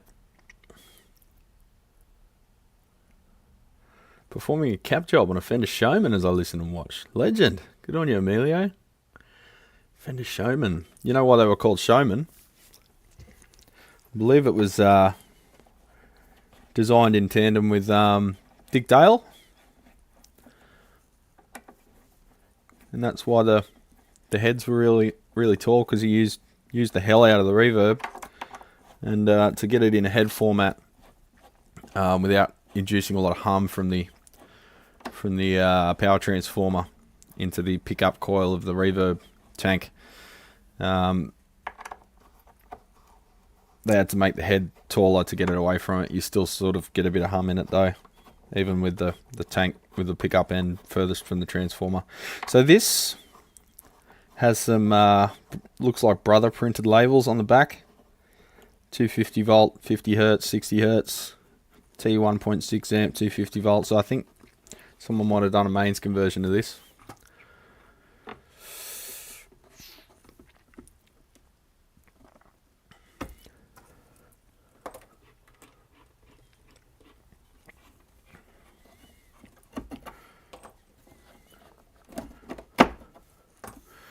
Yeah, I wasn't going to, I was going to maybe delete the stream until old mate started calling me unprofessional.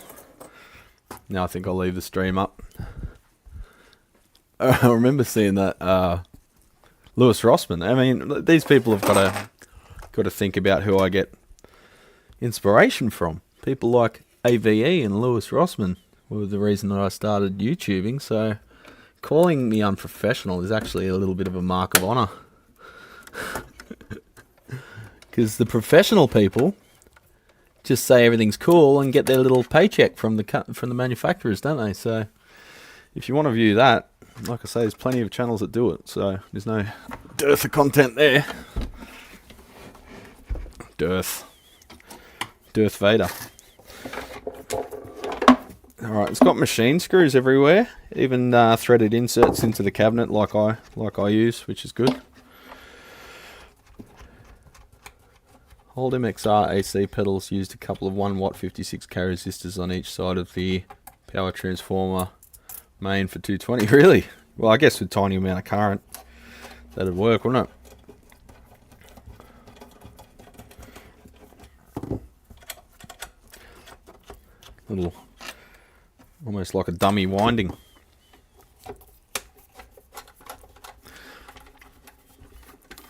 It's a really nice day today. It's pretty tempting to shut the shop and just go for a bike ride, go for a bushwalk. I hear there's a typhoon hitting Japan, and it's pretty big. I just heard that on the news this morning. I haven't looked into it yet. Let's have a look. Brad's the current affairs. Japan. Do Japanese drink ramen broth? Japan typhoon. It's just funny seeing the suggested searches on Google. There must be lots of people concerned as to whether or not Japanese people drink the ramen broth. Typhoon Hakui approaching Okinawa.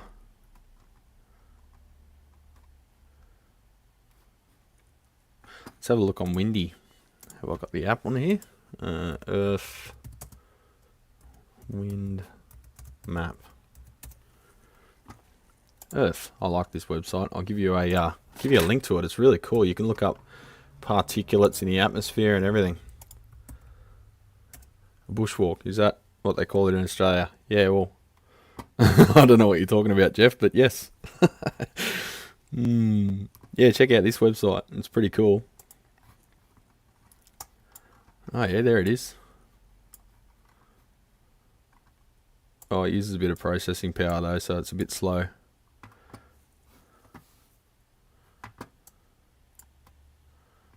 Looks like there's another one too. There's two of them.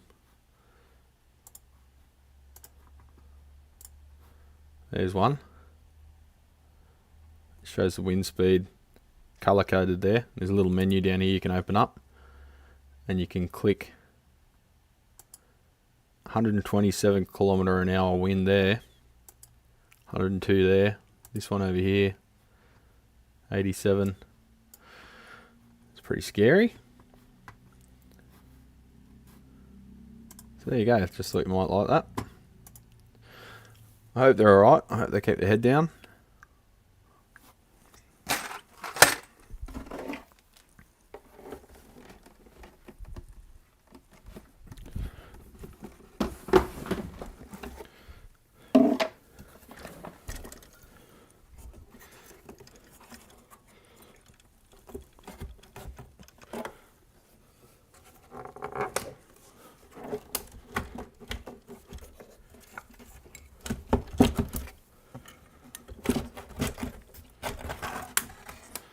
Alrighty then.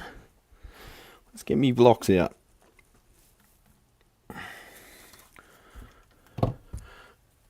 Damaranja. Little Cash. Thanks, mate. Oh, you from Hawaii as well, mate? Just said that aloha.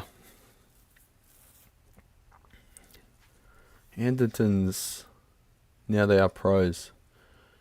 Are we talking about video channels there, OH? It's interesting to hear the behind the scenes at Anderton's. Hang on, let me have a look. Cough, cough, Victory Amps, Anderton, cough. Okay, so Anderton promoting Victory Amps. Is that on their YouTube channel? Is that what we're getting at, Legends? It is a cool website, isn't it? You can change it to particulates, different types of gas, like it shows you concentrations, all satellite stuff, using, I guess, what do I call it? Spectrometry? Yeah. You know what I'm getting at. You know what I'm swinging at you.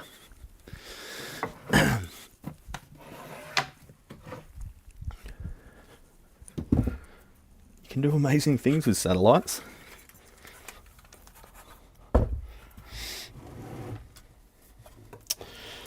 She's a busy old circuit board.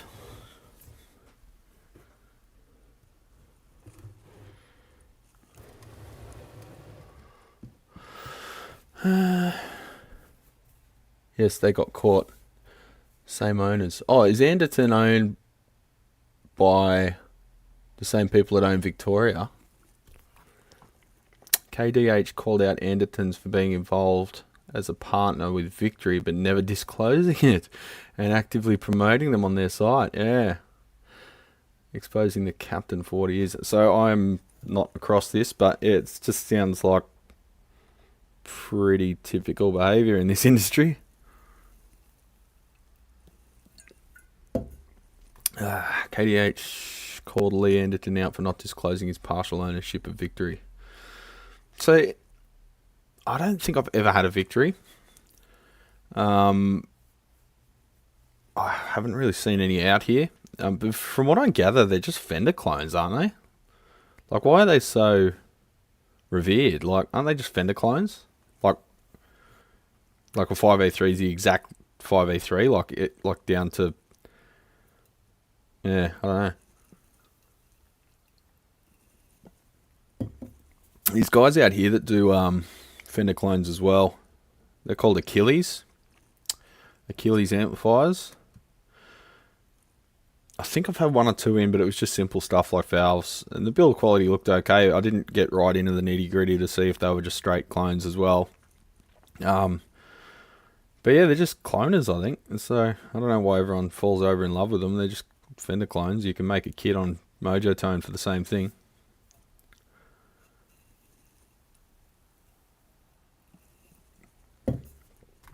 Lee responded to it on Instagram. Yeah, well, the best place of all to air grievances, Instagram comments, where no one reads them.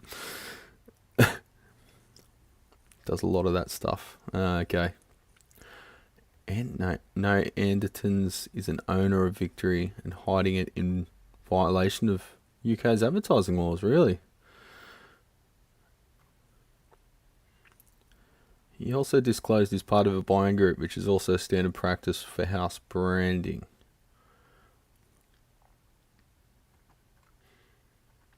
Yeah, exactly. OH. You want someone that is pessimistic to look at your stuff, not someone who's optimistic about everything, because the optimistic person will overlook all the problems and the pessimistic person will dig them all up. Right? Lee posted a video. Okay. I'd watch it, but we'd get copyright flag probably. I don't know, you guys know more than I do, so. Alright, visual inspection. Zoom in for you, eh? So she's a busy old board. Not quite Mesa Boogie where it goes in a high-rise apartment kind of busy, but g'day Dave Newman, how you going, champ? Victoria is a Fender cloner. Yeah, he's also the owner of Chapman for a while. Chapman Guitars. Yeah, right. Anderton's used to be a relatively small and unknown shop before YouTube. I've got to say they used it well as a retailer, but I don't like how they operate. So just trying to get to the bottom of it. Alright, so say a retailer is promoting a product in store and they're saying it's good, but they're not mentioning that they're the ones that built it. Okay, so I guess I'm just sort of passing this in my head. So they're making out that they're reviewing it as an independent third party, but they're not. They're the manufacturer reviewing their own product, saying it's really good. Okay, yeah, I can see how that's pretty shady.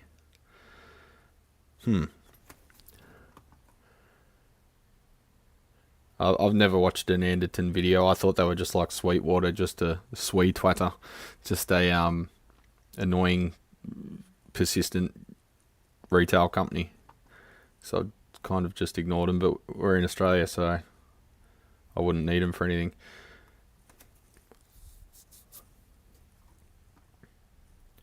Yeah, that's where I was sort of grappling with there, Darren. I don't see them as reviews. I see them as trying to sell the stuff.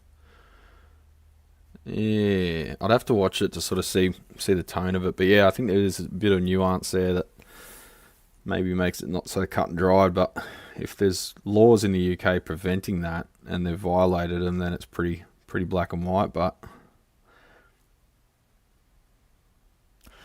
yes, it's a show, not knocking them. Just look at all their output as if it's a shopping channel. Yeah, Chapman used to work for Anderton's, did the reviews. I've never seen them reviewing anything, just showing stuff off. Okay. They're getting paid by YouTube for advertising. Yeah, but that's not advertising their own stuff. That's advertising whatever YouTube decides it wants to advertise on their channel. The weird part is Victory is the only brand he did that with. All the other brands he's been involved with, he just closed right away. Did he acquire Victory? Maybe didn't start it?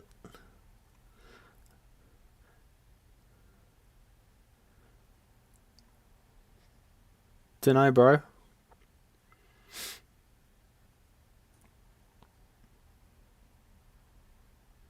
Anyway, back to the tech, the stuff I actually sort of kind of almost know about, as unprofessional as I am. Let's have a visual inspection where you get to look at the top of my head. I'm just going to get the chair.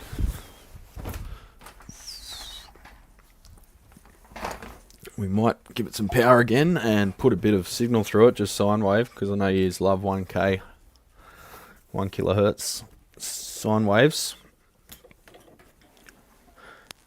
We'll check around the effects loop area, as is custom. He's just an investor, not an owner.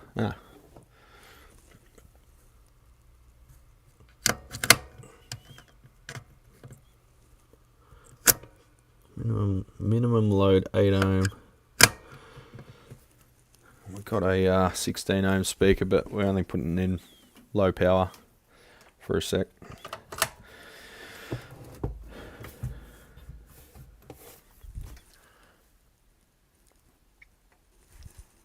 Okay, we've got an op amp driven reverb, so we don't have to worry about a dummy load on the reverb send.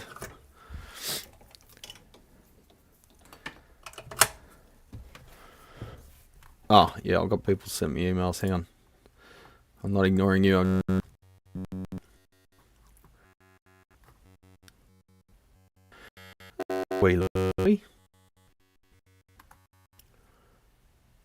They are sales pitches, not reviews. Well, yeah, just advertise. It's just showing off the features like any manufacturer would. Oh, that's right. I forgot who you were, mate. Keep forgetting those YouTube handles.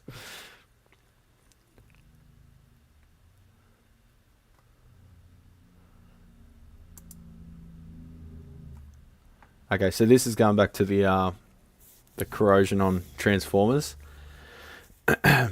Transformer rust, friend or foe. So this is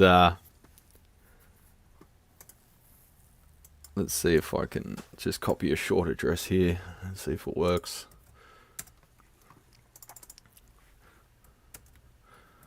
So this is the voice is cutting out. Really? How is it now, legends?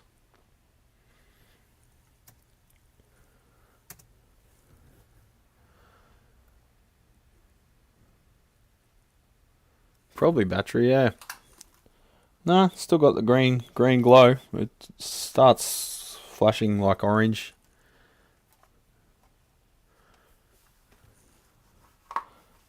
How is it now, alright?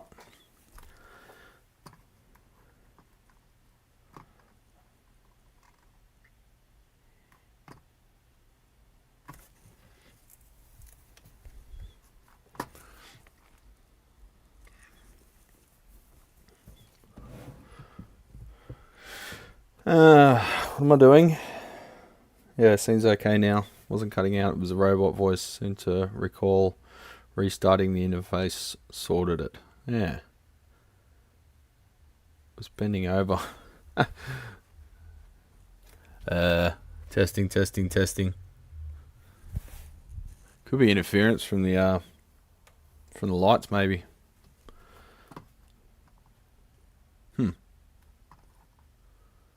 Don't know. This stream's a little bit of a train wreck anyway, with all my complaining.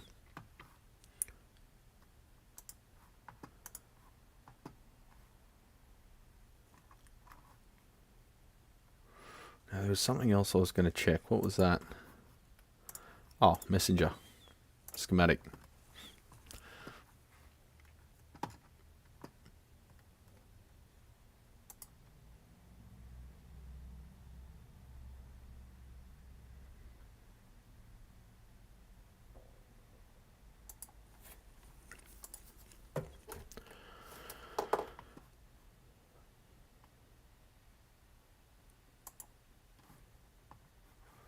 Schematic. Rivera. Probably another document I'm not supposed to have.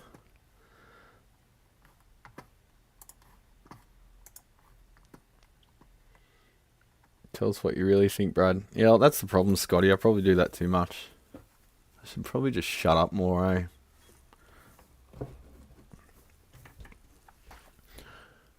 I'll give you 400 hertz. So it's not horrible. IEC lead.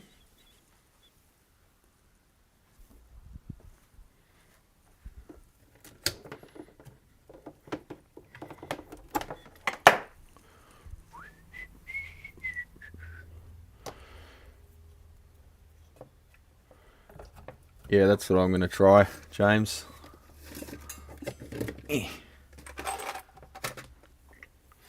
I'd be boring. Yeah, but I don't know. It's just life in general. I don't know. I don't know how to sum up what I'm thinking.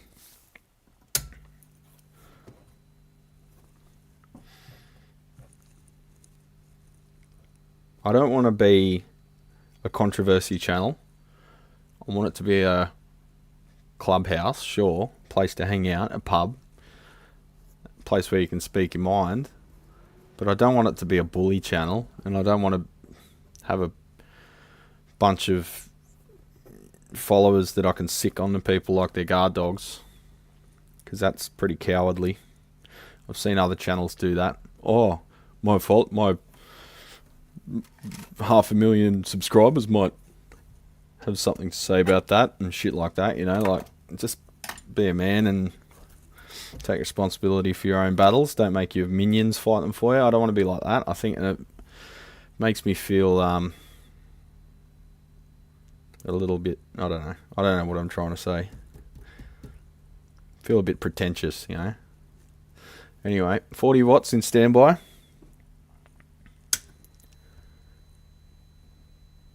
84, 83, settling to 83 watts. I can hear digital noise from probably phone and yep. I had a guy send me a video once of a amp that I recently worked on. It was the kind of guy that you can tell doesn't trust you. They sort of look at you funny when you're speaking, and you can just tell that he's sort of second guessing everything I said and trying to throw out like gotchas all the time and stuff, like just to see if I was worthy of working on his hot rod DeVille. So anyway, I do it was pretty standard fender stuff. Fix the overheated area of the power supply and replace the caps that were oozing out there where the leads enter, and just some slight voicing mods. Got it back, and he sends me this video. I think it was literally that afternoon, that night. So he got it home, and as soon as he got it home, he's taken the cover off the back of the amp and inspected my work. And he sent me a video. Said it didn't do this before. It's making weird noises and popping and clicking and stuff. And he sends me a video on Facebook or something, and it was literally that, because he's videoing it with his phone with the back off the amp. I said, mate, put your phone in your pocket, put the cover back on the amp, plug your guitar in and play it. And he just sent back a question mark or something. I said, it's picking up the noise from the phone, man. Yeah, I didn't hear from him after that. I think he was a little bit embarrassed. But yeah, you can just tell some people don't trust you when you're working on stuff. Anyway, moving on.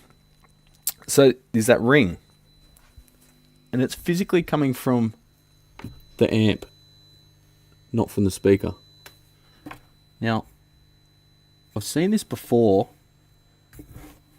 and it was the bell housing of the transformer resonating. Oh, and that's what it is. I hold the transformer, and it goes away. Specifically the bell housing on the rear. And you can hear it's sort of the frequency of that. So sometimes tightening up the lamination bolts or the fixing bolts sorts that out. But yeah, that's literally just the acoustically coming from the power transformer. So that's cool. It's not ringing output valves. That's good. Still got no signal though, and I am giving it signal. Yes. So let's have a little prod, eh? Nothing like a little prod on a Saturday morning. That sounds like your tinnitus. Sorry to hear that, mate. Now, let's not deafen ourselves.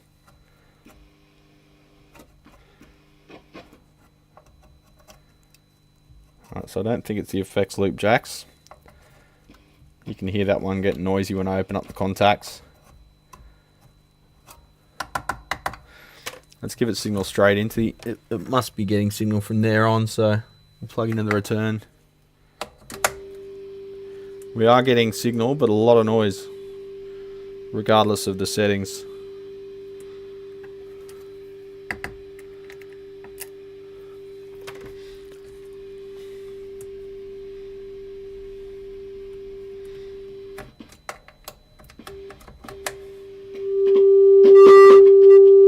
Alright, that noise was because I had the level set wrong.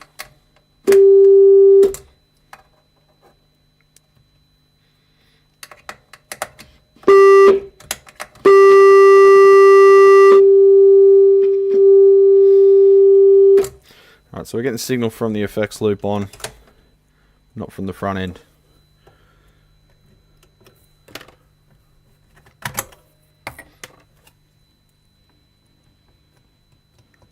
I'm hearing noise modulating with moving the valves around. That could be a board flex issue, not necessarily the valve socket. I think we might be dealing with dry solder joints somewhere. Oh, oh, oh, oh, oh. Oh. Okay.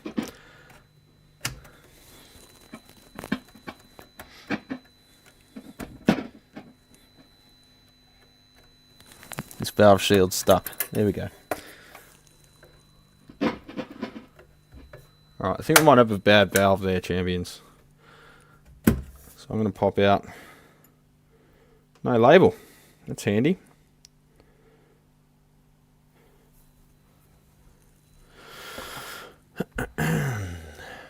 No substitute for experience, boys. Tell that to college book learned graduates that have never worked on a dick. What? As in both things are highly valuable, not just one or the other. Sine waves in Australia are 180 degrees out of phase with sine waves in the US. Yes. If I play the sine wave here and Lyle play the sine wave there, they cancel each other out. Let's see what this valve is. So that is V4. Now notice when I put it into standby, that ringing goes away. So the extra load on the transformer makes it vibrate enough that it resonates. Alright, so that was, let's find out what valve type that's supposed to be. With the handy dandy little service manual. That's a very nice service manual, actually. Hey, wait. No, it's just a manual. What? Owner's manual? Well, at least it'll tell us what valve it is. So it's a It's a 12AX7.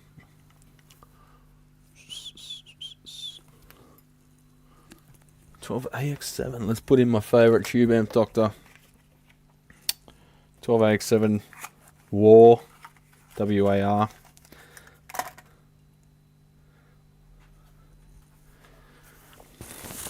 Oh, keep brushing the mic. Sorry, legends.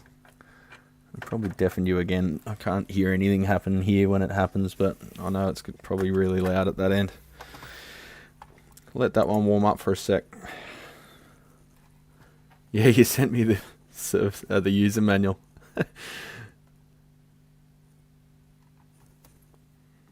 It's alright, mate. Oh, nothing that easy, champs.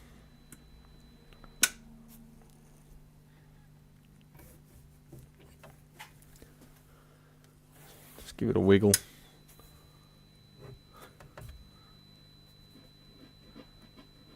Alright, so I think that's board flex.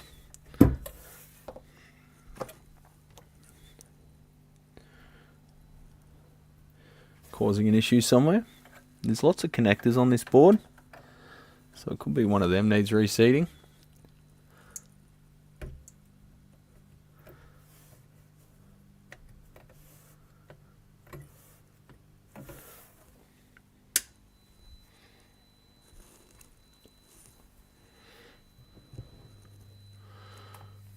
Ah, legend, thank you.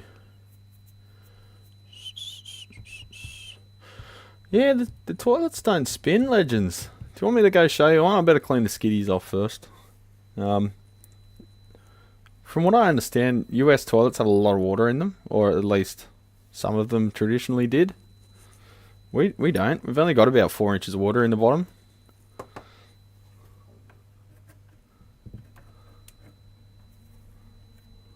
That ringing is annoying, isn't it?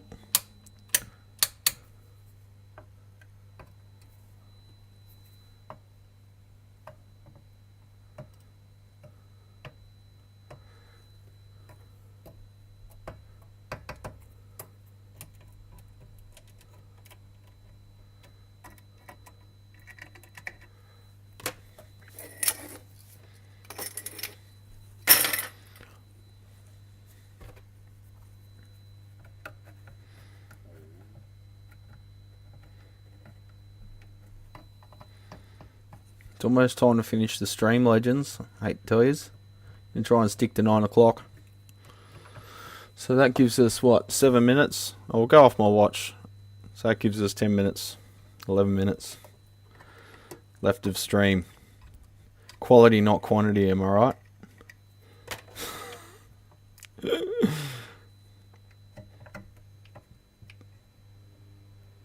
Oop. Hearing something modulating there.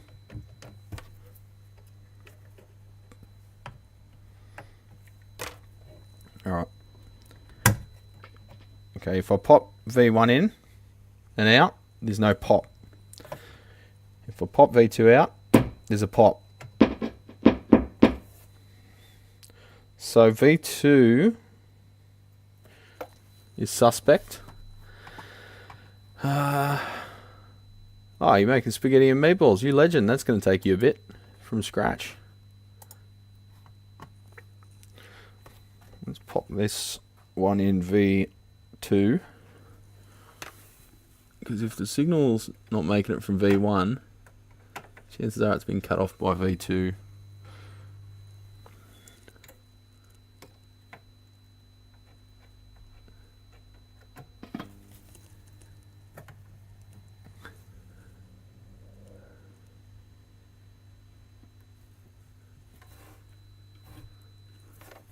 No, still funkiness. Alright, I'll have to get the meter out and do some actual troubleshooting, eh? Instead of just doing the easy thing first. Oh, come on, you bastard, get in there.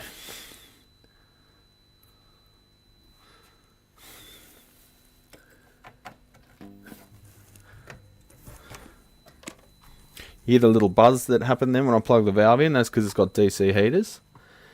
And for a sec there, the cold heater in the valve would have pulled a fair bit of current out of the power supply, and induced a little bit more ripple for a sec there until the heater warmed up and settled back to its usual load. Oh yeah, that is a very bad schematic. Thank you, Lyle, if you're still there.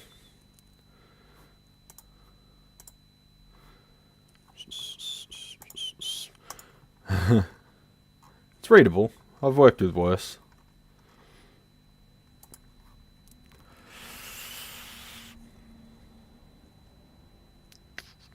Go slaughter a cow. Yeah, really making it. Thresh the fields. That is from scratch. I wouldn't put it past Lyle. He probably is breeding cows to make his special food with.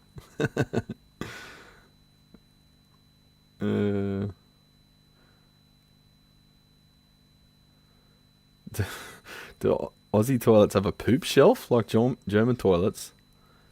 Oh, is that so you can inspect it? Not really. Not that I've really thought about. Love you guys. The new crazy content. Alright, so we'll just check the plates. 367. That's very high for a V1. So I'm guessing we've got no volts on pin 3. Okay, so first pin we've checked signified a problem. 367 volts on pin 1 of V1. And likewise on pin 6. So that valve is not drawing any current. So have we got heaters? Got 2.7 volts, 0.8 volts, 2.3 volts. So we've got a failed DC heater supply. So where's that coming from? Up here. Test point 44.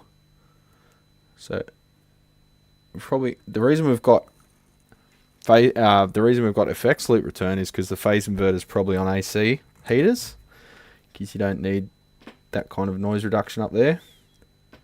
Pin 9, 300 millivolts. Okay, maybe they're DC as well. Oh, hang on. Is that the right valve? Yeah, V5. 260 millivolt.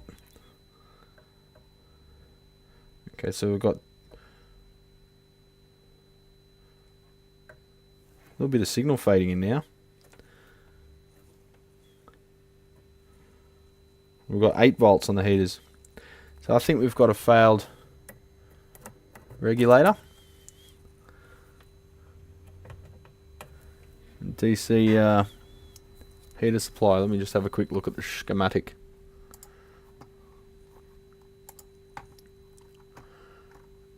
Oh yeah, it's really hard to read. Okay, so they're heaters for the phase inverter.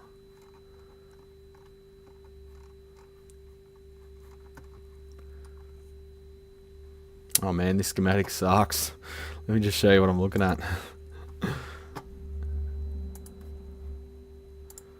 Wow. Alright, so we've got illegible.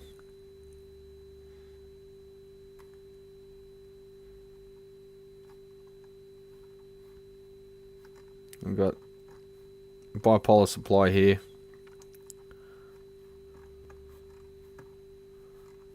That's supplying all the solid state stuff. Goes to -18. So they're pulling the heater lines off the bipolar supply, which is regulated, which is a bit silly.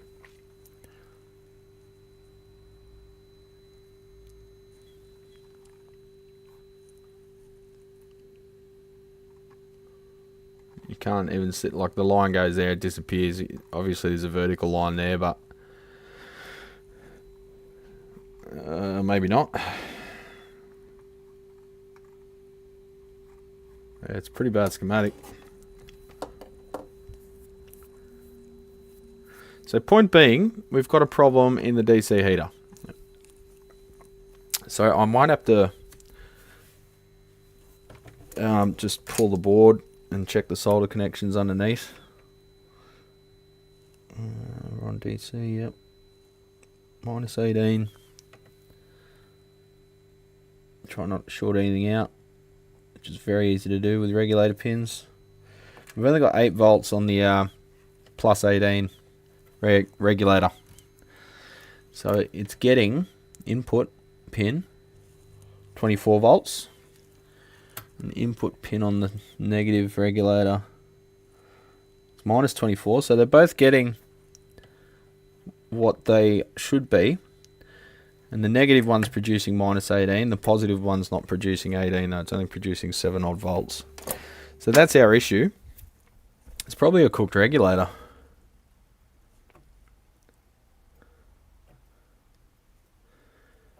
It feels a lot hotter than the other one, so I'd say it's probably a shorted regulator.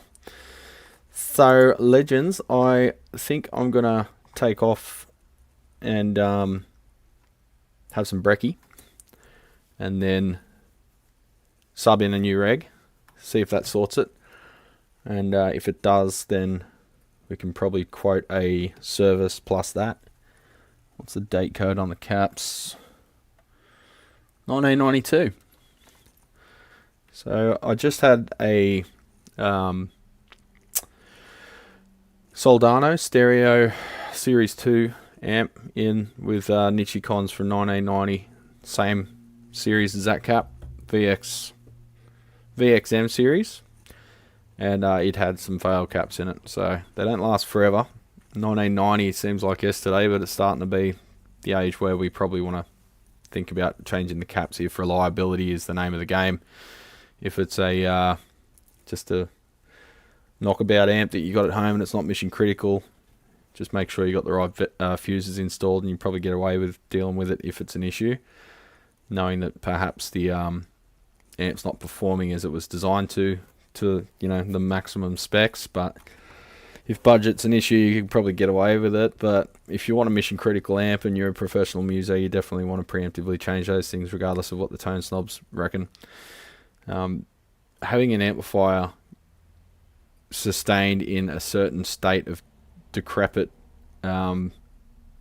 isn't what the recordings that you are in love with were recorded with. They were recorded with new amplifiers that were produced around the era that those recordings were made, right?